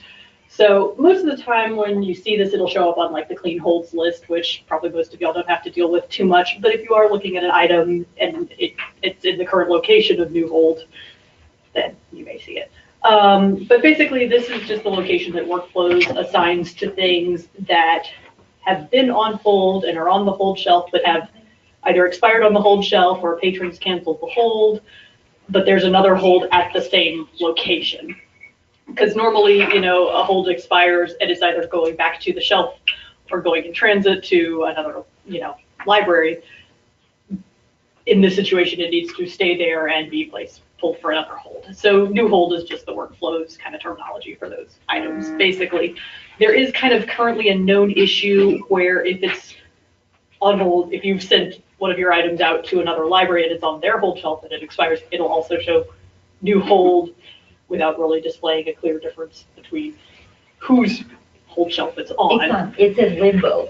Right. Yeah. So, you know, like kind of like when you see in transit, you can't tell just from that status where. You have to look at where was it going, where was it requested. It's a similar issue. It just says new hold, whose hold shelf though. So if you do have, you know, someone who's trying to hunt down an item that is in new hold location, first place to look is your hold shelf.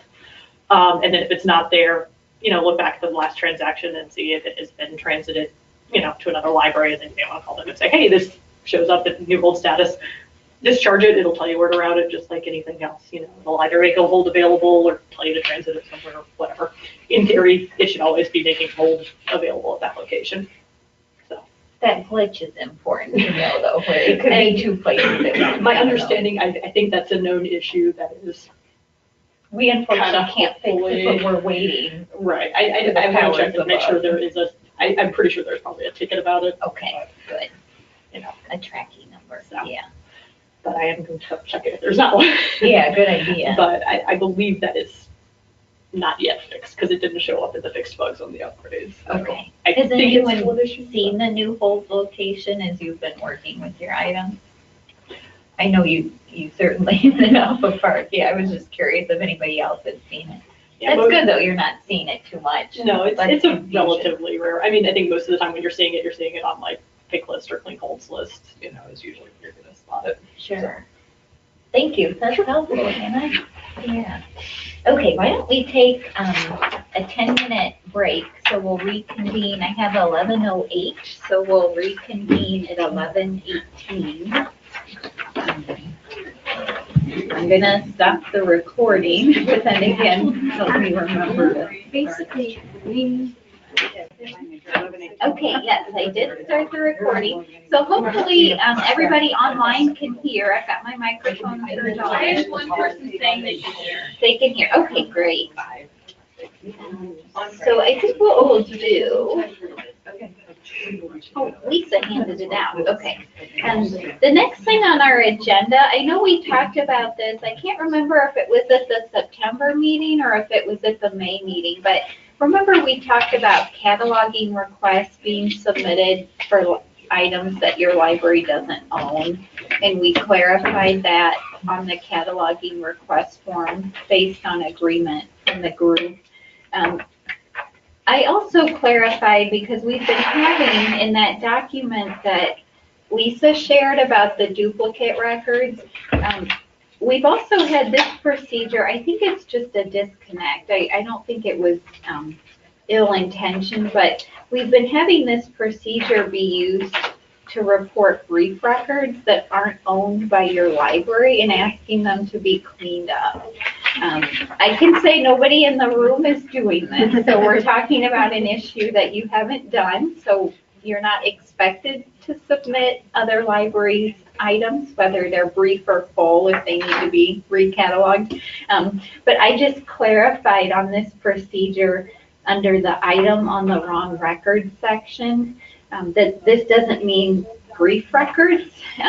Of course, if you own the brief item and you'd like help recataloging it on an OCLC record, you're welcome to submit a cataloging request, but that's if it's an item you own.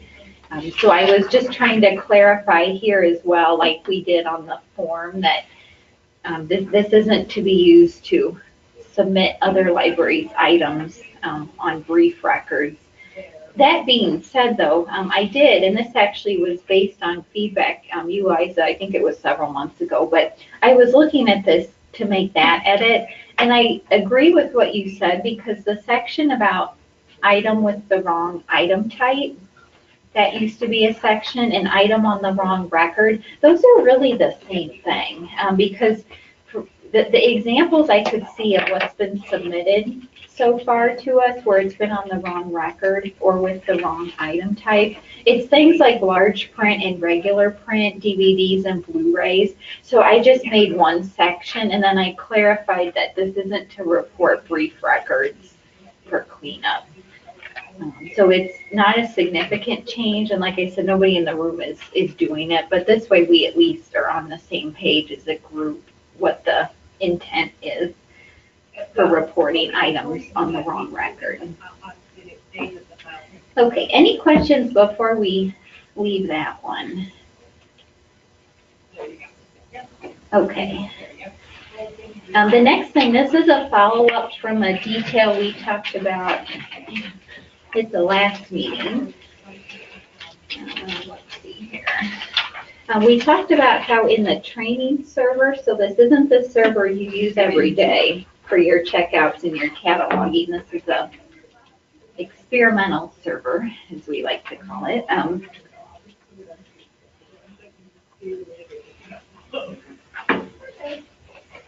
You can see here. Okay, we talked about how possibly adding a digital file details column, especially helpful if it had on the bibliographic description a 347 field. So we'll see if that'll open. Sometimes it's a little bit slow.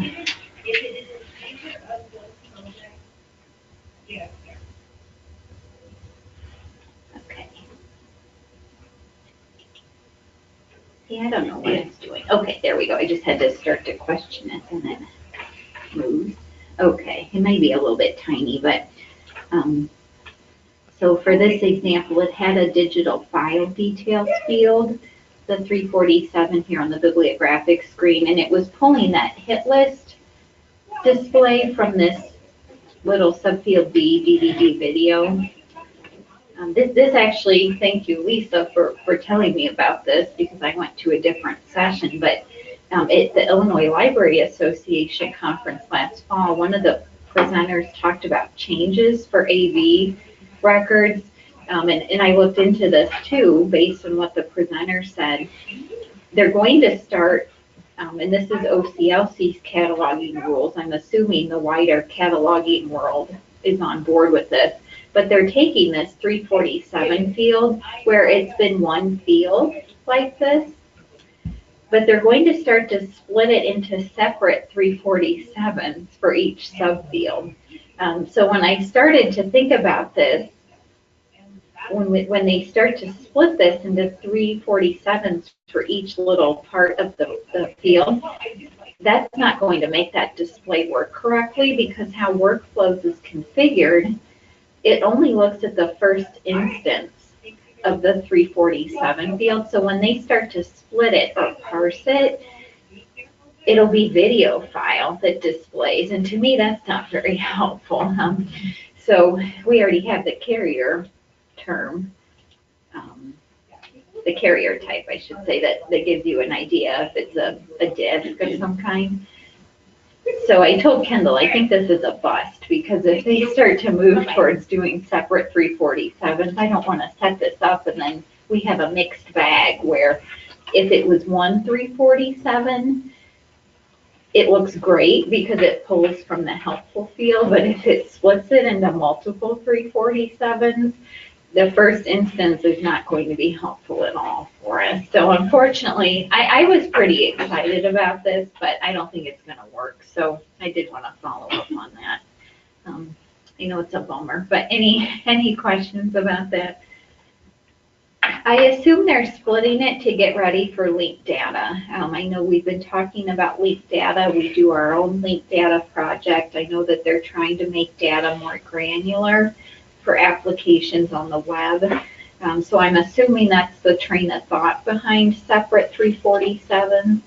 I just think it's making the MARC record even longer than it needs to be. We need the new container to put this data in. If they're going to start splitting fields, I feel like we need the new linked data container to put it in rather than trying to shoehorn these changes into an existing structure. But that's, of course, way beyond our control. Okay, I'll get off my soapbox now, but you'll probably see longer records though as they start to make, not just for this field, but there's other 33X and 34X fields where they're talking about splitting it. So you're going to start to see longer records with these fields in it.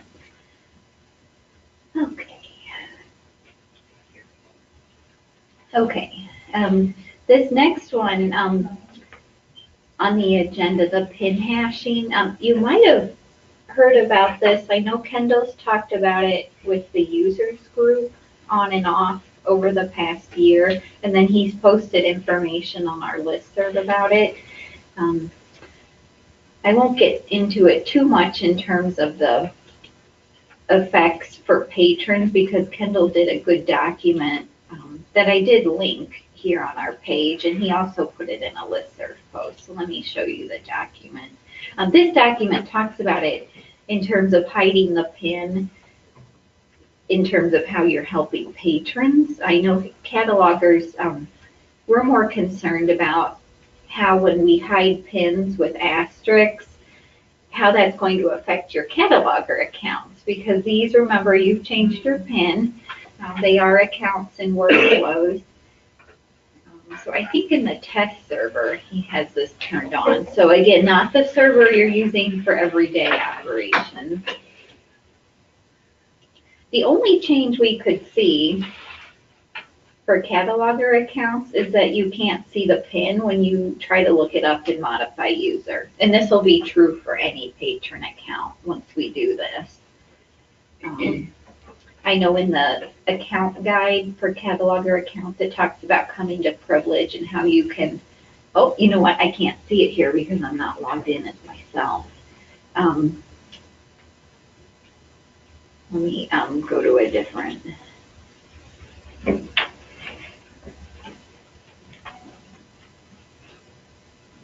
Shoot. Okay, well, in the interest of not going down a rabbit hole, basically, when you try to look up your cataloger pin and modify user, you'll see the little asterisks like what he's put here in the screenshot.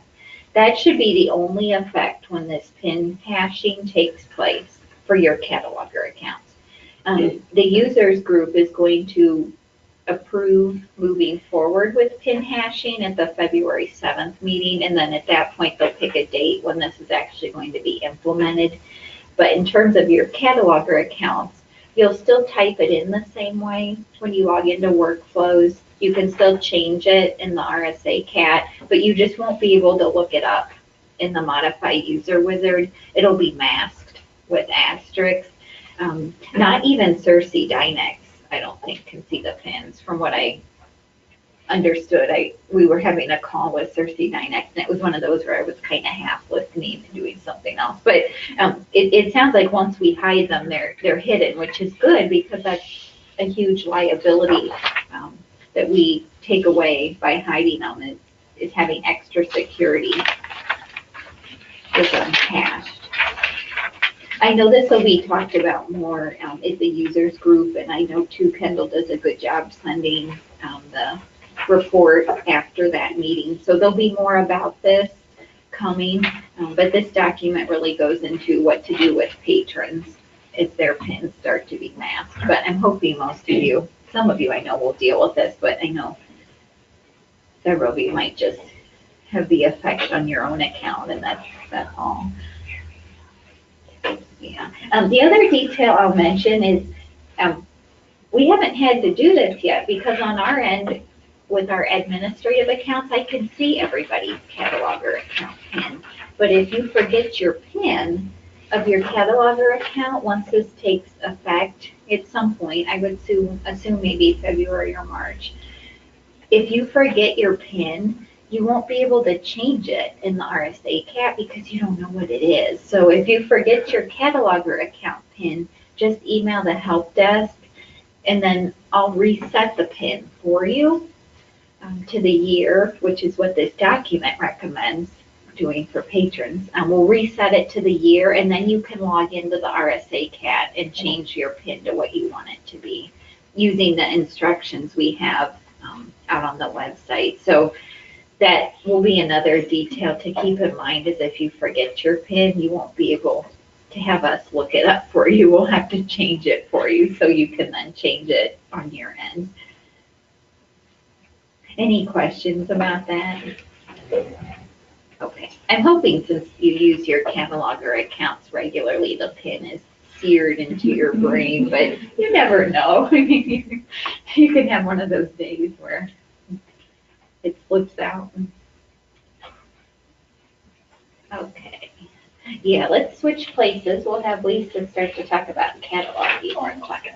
Oh, you're okay? Yeah, I don't have to share anything on the screen. Oh, good. Yeah. So just wanted to give you an update about our current priorities and processing times of cataloging requests.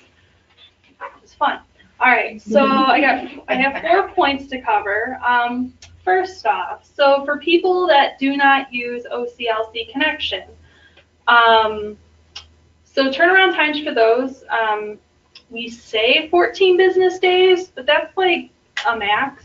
So we try to go as like close to not, 14 business days as possible. Try to get the stuff out to you as soon as we can, because you guys can't circulate anything if there's not a record in workflows.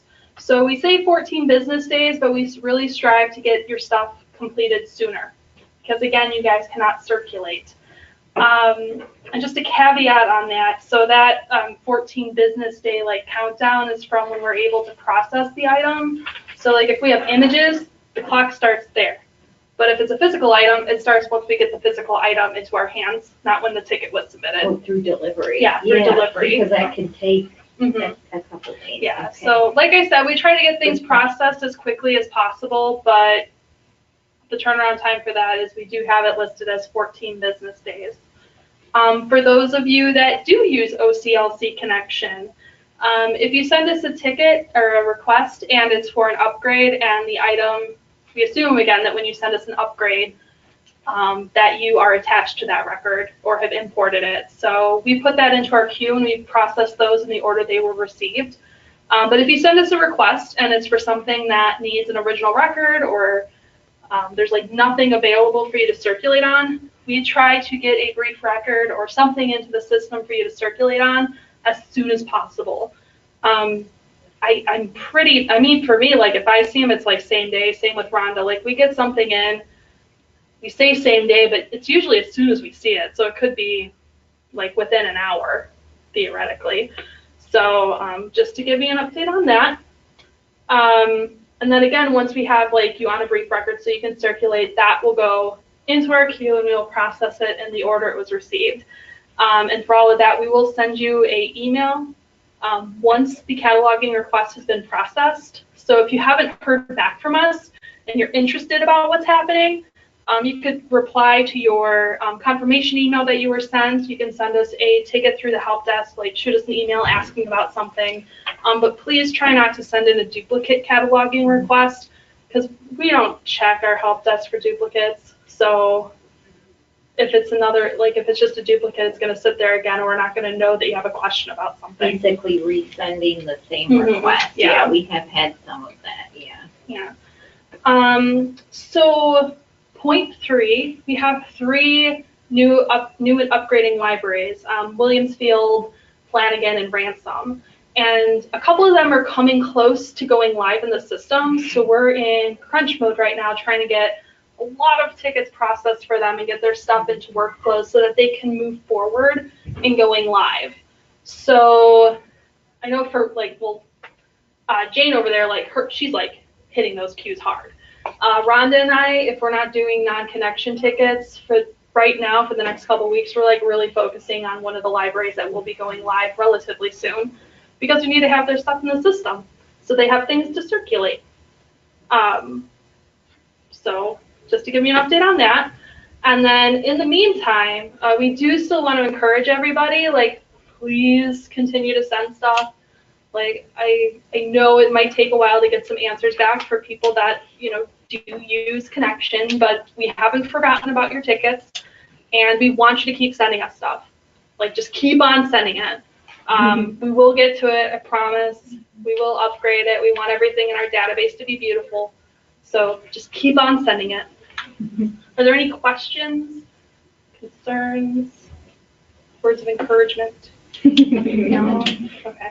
Well, thank you. And I promise that's the last you'll hear from me.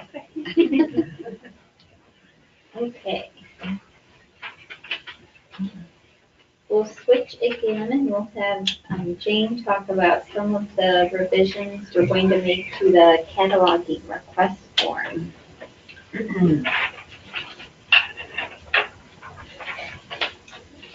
I don't know that we need to bring it up. What do you think? I think it might be helpful, yeah, just to show kind of the general area. Even though I think most are probably familiar with it, but yeah, it might not hurt. We have the RSA up here. See if you can, is it hiding behind this thing? Yeah, hit the back button maybe. There we go.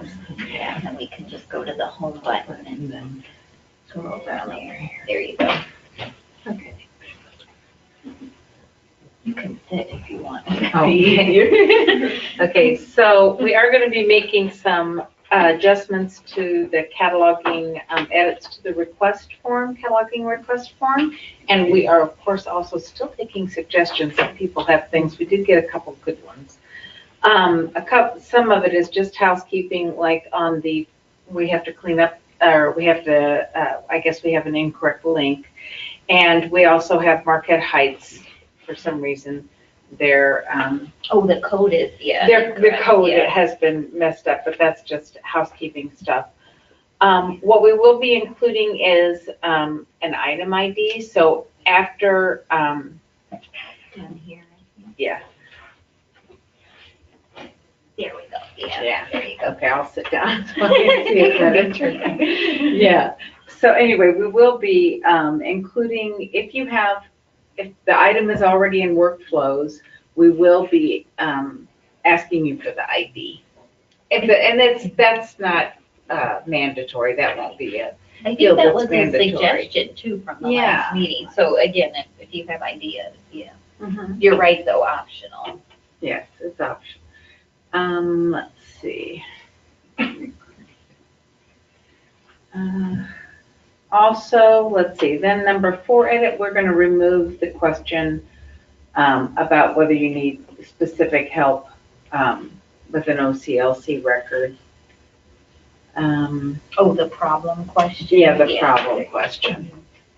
And then we're going to clarify that preliminary pages are they can't appear and most frequently appear in Roman numeral, but they can be in Arabic as well, so people don't get confused if they don't see Roman numerals. Also, we're going to add supplemental pages, the last numbered pages. If you select a book and up comes, where it asks you if there's preliminary pages, etc., we're also gonna ask if there are supplemental pages, and of course, then you'll supply the last number to the supplemental pages as well. And we're gonna clarify oversized, so when that pops up, when you say, I don't think that, Oh, book. yeah, you have to select book. But if we were to select book, one of the other things, new things that will show up, is a description of, how large an oversized item is. That too is based on member feedback. We'll put 30 centimeters, but also the inches equivalent, which is about a foot. So mostly we don't see this used a lot, but it's to give us a heads up here because the scans could be a little bit wonky, for lack of a better term, if it's an oversized item trying to be shrunk down to a scan. So that's mostly why we're clarifying it, even though it's not heavily used. And then we are going to remove the preferred method, where we have at the bottom where we have a preferred method. We have decided that might not be, I know that having the physical items is sometimes convenient and we'd like you more to expedient. use what's best for you. Yeah, just to clarify, we're not like removing the ability to send in attached images. Just We're the just wording. removing the wording preferred method, so that any method that works best for you is like what would be your library's preferred method. Like you're not going to specify like we want this one the most. Like you get to choose whatever you want, so that option will still be there.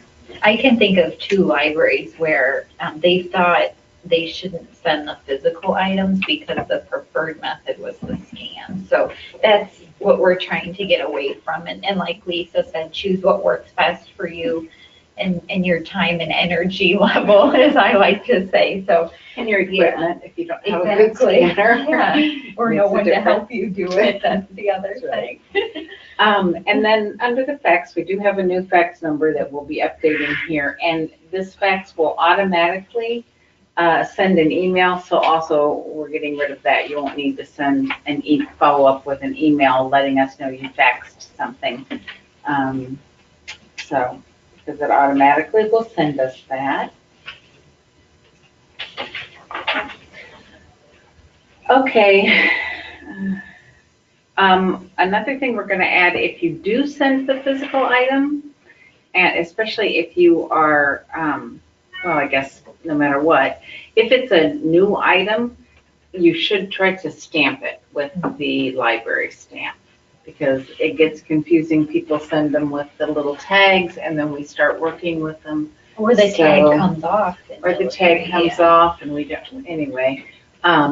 So if it's a new item, we do recommend that you at least stamp it before you send it with your library name. Let's see. Oh, and then we were looking into having the form automatically generate an error message if you left out something, that we have to have. I don't know if that's possible or not, I'm right? not sure either. We're gonna But this look into actually that. was based off of a suggestion, Elizabeth, from Henry, because you noticed when you submitted the form, if you didn't pick an answer to the brief record question. Oh, yeah. Good, yeah, Pecans noticed this too. It just doesn't do anything. Yeah, it when you- doesn't say, hey, you screwed this up. It just, Yeah, so did I not hit the button? Did my internet go out? I'm trying to see if they can do an error that comes up on the screen, but if not, just pick unsure as the default option so that it's something selected. Yeah. Yeah, and there were a couple items on there that we thought like item type, we could have it just default to book. Yeah. So that so the information would still come. But that's something that Erica will have to work out with IT and see I'm if not it's sure gonna of the work. capabilities of the form. It's a robust form, but yeah, I think there's maybe limits. We just noticed, so it was a good question though, Elizabeth, because like Jane was saying, there's other questions that have the asterisk, meaning they're required, and we didn't have a default selection picked for them. So the same thing could happen for the format question. That question is blank, so if you didn't pick book as the format I don't know how you would skip that, but let's say you skip that and you hit submit, it just wouldn't do anything and not tell you what you missed. Yeah. I could see myself doing that. Especially if you get distracted. You get distracted, somebody comes and interrupts. True, that's I have a question. Yeah. Can you clarify what you mean by supplemental pages at the back of the book? Oh, like a book club, sometimes they have the book, like maybe even a couple chapters from another upcoming book. You want the last page of that scanned and the last page of the body of the actual book scanned, or? If the numbering changes, we want to see the last page of each numbering change. So like, you could have the book So could be let's 150 say- pages and the supplemental could be 12 pages. Yeah. Right. Yeah. Only if they're numbered? Only if they're numbered. It's got to be numbered in some way. That's where we, I mean, if there are 6 pages at the end of the book that are unnumbered and it's still the preview, I don't. I do need to know that there's a preview. That would be helpful, but I don't need to see images of them. I mean, a preview of the next book. Yeah. Yeah. I say there's. I don't copy them. What about where they've taken 2 old romances and stuck them both in and they renumbered? Do you want the page in the middle? If the numbers change, yes. Okay, okay. Because if I look at an image and it looks like it's probably 400 to 600 page book, and you send me an image that says 236, I'm going to be like, that doesn't make any sense to me. Why? Okay. So yeah. The 2 books of one. Or you could just send me the book. That's even better because then I can figure it out myself. And then there's plus images, so you have to. You can tell we're antsy to take away the preferred.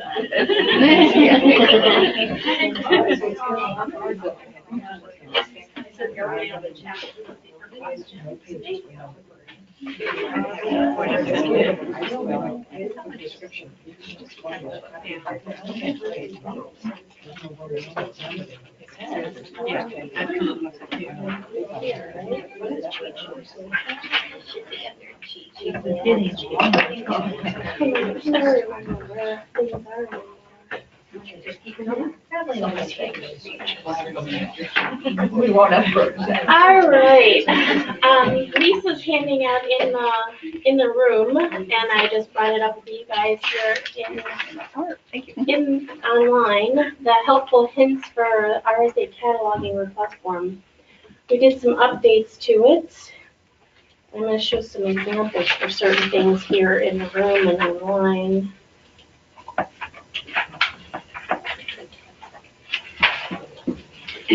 All right, so we made some changes to this document. Just some clarification in some places, additions in others. Under number 7, down here, we added clarification that if your library has branches or multiple schools within the same district, each branch or school may submit up to 10 cataloging requests per day. So, for example, Midwest Central, they can send 10 per school per day. All right, and then next, number 10, we added, and it says, if your library uses book pockets and you apply them to the title page, verso, back cover, or disc case, wait to apply it until after you submit your cataloging request. And it says that it will hide valuable cataloging information, but we have examples here in the room of how it hides valuable information and how this is not helpful. Yeah.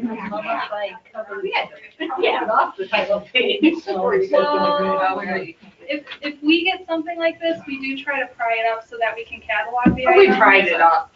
Without it, we try not, I mean, we're not gonna like damage your item to like get to it, but. So that's an example of why taking your images before you apply your book pocket is a good thing. Then we added number 11 completely. So there are 4 different points, and I have images for them. So the first thing, it says, when submitting a scan or digital photo for discs, consider these helpful hints. First one's remove the disc from its case before you take the photo. Well, here's a picture of the disc in the case and how that isn't very helpful. Even and when you go any further, you can't really see anything. And then this is another where the case, it's not in the case, it's out, it's up close, it's a good image. I can see the information, especially when I go in. Our next point is remove paper inserts from the disc cases before you take the photos or scan them. Inserts often cause glares, making the scan or photo difficult to read. So here is an insert inside the case. As you can see, you can see the image of the person taking the picture in there. That's not really helpful. Taking that image out of your scanner or out of the case and then taking an image of it like this is far more helpful, because then I don't have to compete with glare in order to zoom in and look at that information. Right. The next one is before you scan each disc, put a blank white sheet of paper behind the disc. That white paper will provide contrast against the disc.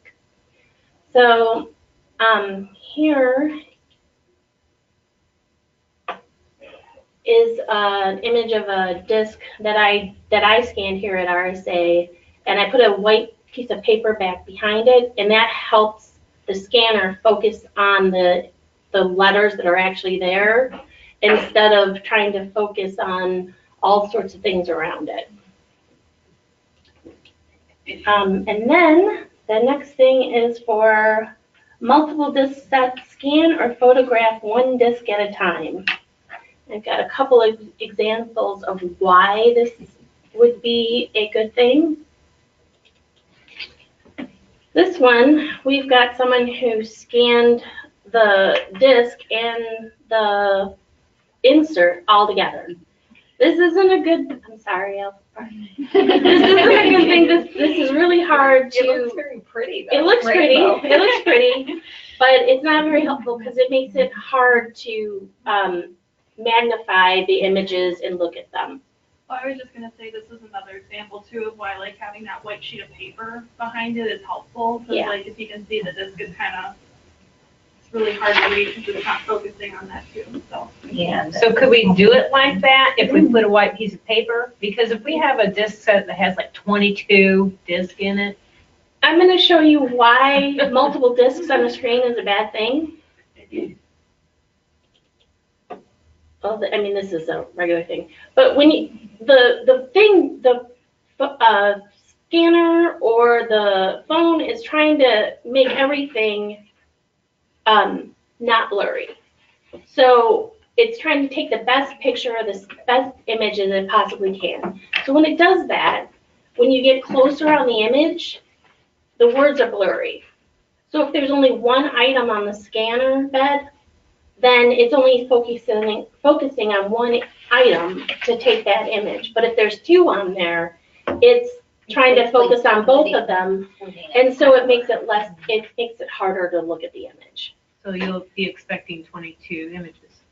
20. I understand it's difficult. Okay, but I just want to clarify to do it the right way. Trying to look at a blurry image gives me headaches, and I have enough problems with migraines that I don't need any more reasons, please. If you do have one of those multi-disc sets and you want to put it in the delivery, they'll take the images here and send it back to you. That's the other option if you don't want to do it, because the idea is to get it turned around. So even if we can't upgrade it right away, I know you submit lots of upgrade requests, you can still put it in a delivery and then someone here can take the scans and then send it back to you. We just want to make sure that we do it the correct way. Okay, I just wanted to make sure. 22 discs each individually is at least 2, maybe 3 full forms. Yeah, you'll have to, they'll be linked together. Yeah, that's right. Like I said, I'm offering if you wanted to put it in the delivery. I know you do scans mostly, but do you get a lot of those where there's like 20 We minutes? could say Read some. 15, 14, Okay. 15, but not a lot. Okay, Lisa? Well, we've also said too with like audiobook discs, like if all the discs are literally the exact same aside from it saying disc number, like that's the only thing that changes. I mean, I told people like just sending the image of the first disc is fine. And the But last disc. you have to, and the image Yeah, of the they have last to be disc. identical. But you have to look because sometimes they will put Different individual numbers. identifying numbers on Yeah. each disc, and that's when we want every one? single thing, because we Yeah. would add those numbers into the record. It's best to send each one because I could see those numbers are tiny a lot of times, like I'm sure you've seen. So it'd be best to send each one unless you're absolutely certain that they're identical. Yeah. Yeah, we're trying to make it, I know it sounds like we're making more work, but we're actually trying to make it easier so you get good images from the start and then you don't have to go back and forth trying to get Because, better images. sometimes it can work with a couple of things on the same image, but a lot of times it doesn't because people think they're focusing on the stuff I need to see in order to make a record. But then I'm like, well, you cut off half of the words, or they think I just want a picture, I just want an image of the disc. Well, no, I actually need to see that teeny tiny writing.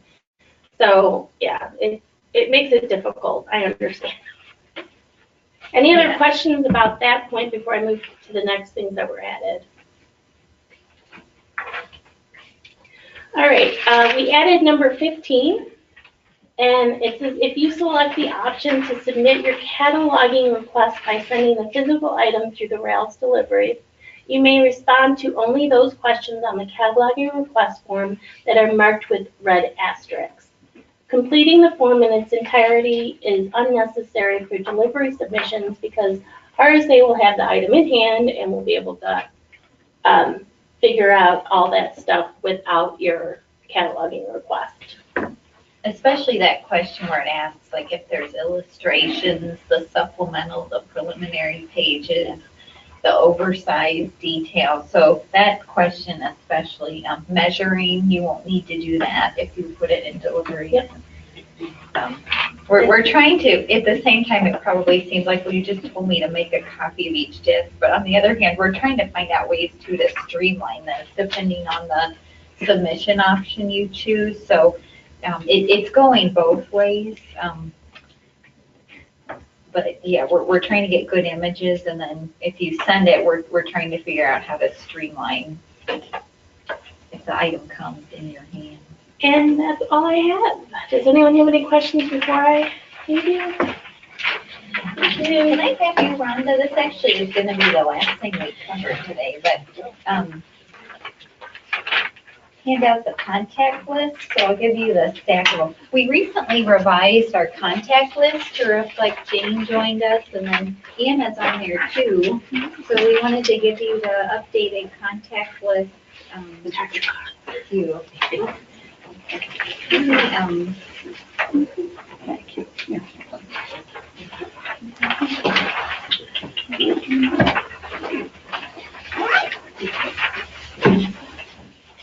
Yeah, so it's here from our homepage, the support staff info.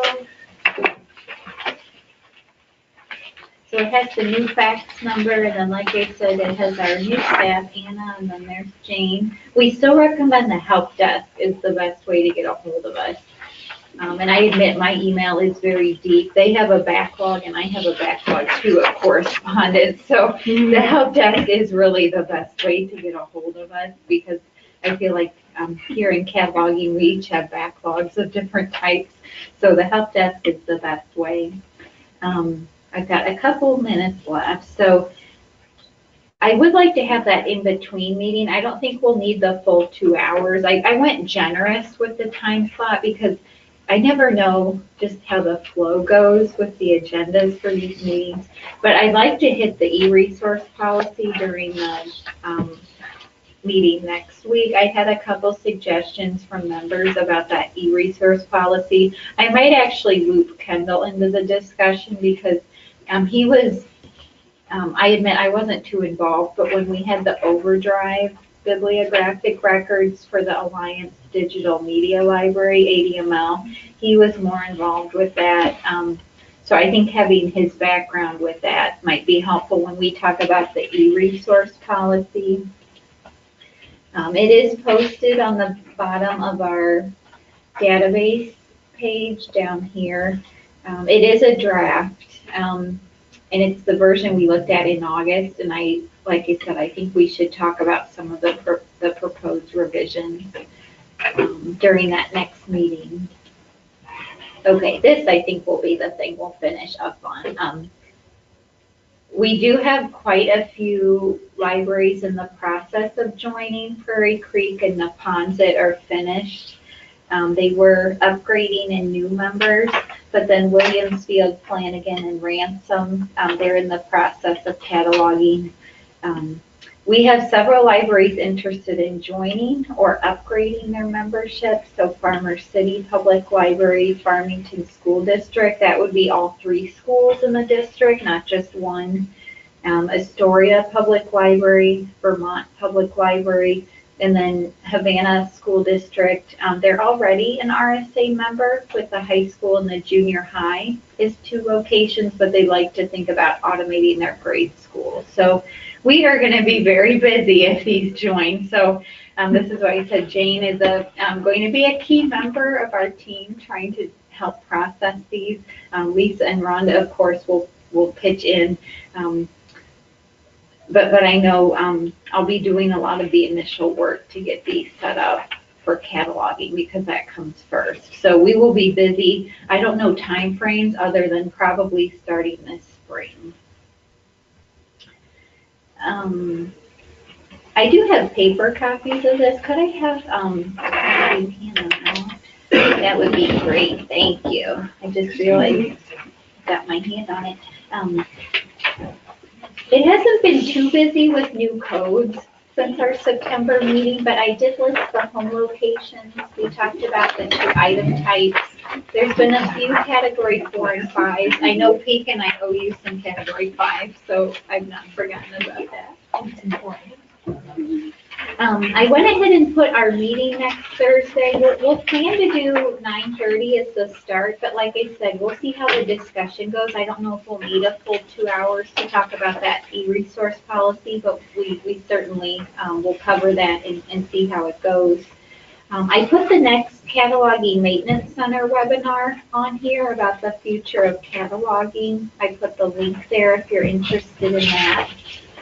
There's a Rails webinar on cataloging non-traditional resources, basically kits, objects, things like cake pans and fishing poles. I put RSA Day on there. I found a neat template, if I can make it work, but I found a Jeopardy template online, so I think I'm going to do cataloging Jeopardy this year. And Nancy from Burr Ridge is going to be my scorekeeper if she can come. So I think we're going to do Jeopardy, so stay tuned to that. Also, the Cataloging Maintenance Center will be at RSA Day too, so if you haven't met them, that's another reason to come. And then I put our May database meeting, the full one, on here, so that'll be May 9th. That's already posted on L2. Okay, this I'm most excited about because I know several of you have asked. So we are restarting the basic cataloging workshops, and that'll be Lisa and Rhonda taking turns teaching them. So those are going to start in February, and then they go each month until May. We're taking a break from the Connection Client workshops because we need to get our membership levels reworked as part of our RSA strategic planning process. So we'd like the OCLC level to be rethought, so we're not offering more training until that can be done as part of the strategic plan. And then we do brief record and item group editor training on an individual basis if there's a demonstrated need. So we're not teaching workshops on those. The last 2 sections I won't read to you, but I think we did this at the last meeting, but I'm going to start sharing just what our current priorities are as a team here, and then what the projects are that we know are still important, but they're on the back burner. So those I won't read to you, but again, just helpful to keep in mind what we're currently working on. Okay, only 5 minutes late, not too bad. So we will pick this up again, like I said, next Thursday at 9:30 online, if you can join us. We'll talk about the e-resource policy. And we'll go from there. Thank you so much, everyone, for coming. I'm hoping the weather gets better and the next time we meet, it'll be nice and warm in May.